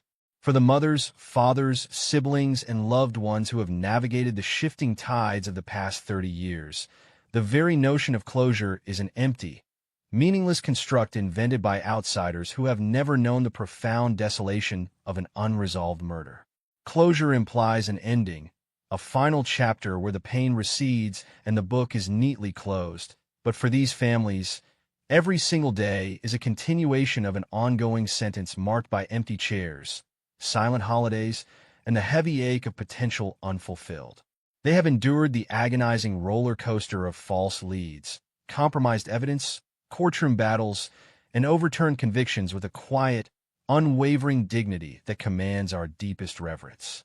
Their ability to maintain their grace and keep the memories of Jennifer, Eliza, Sarah, and Amy alive in the public consciousness, despite the immense emotional toll it requires, stands as the true moral anchor of this entire case.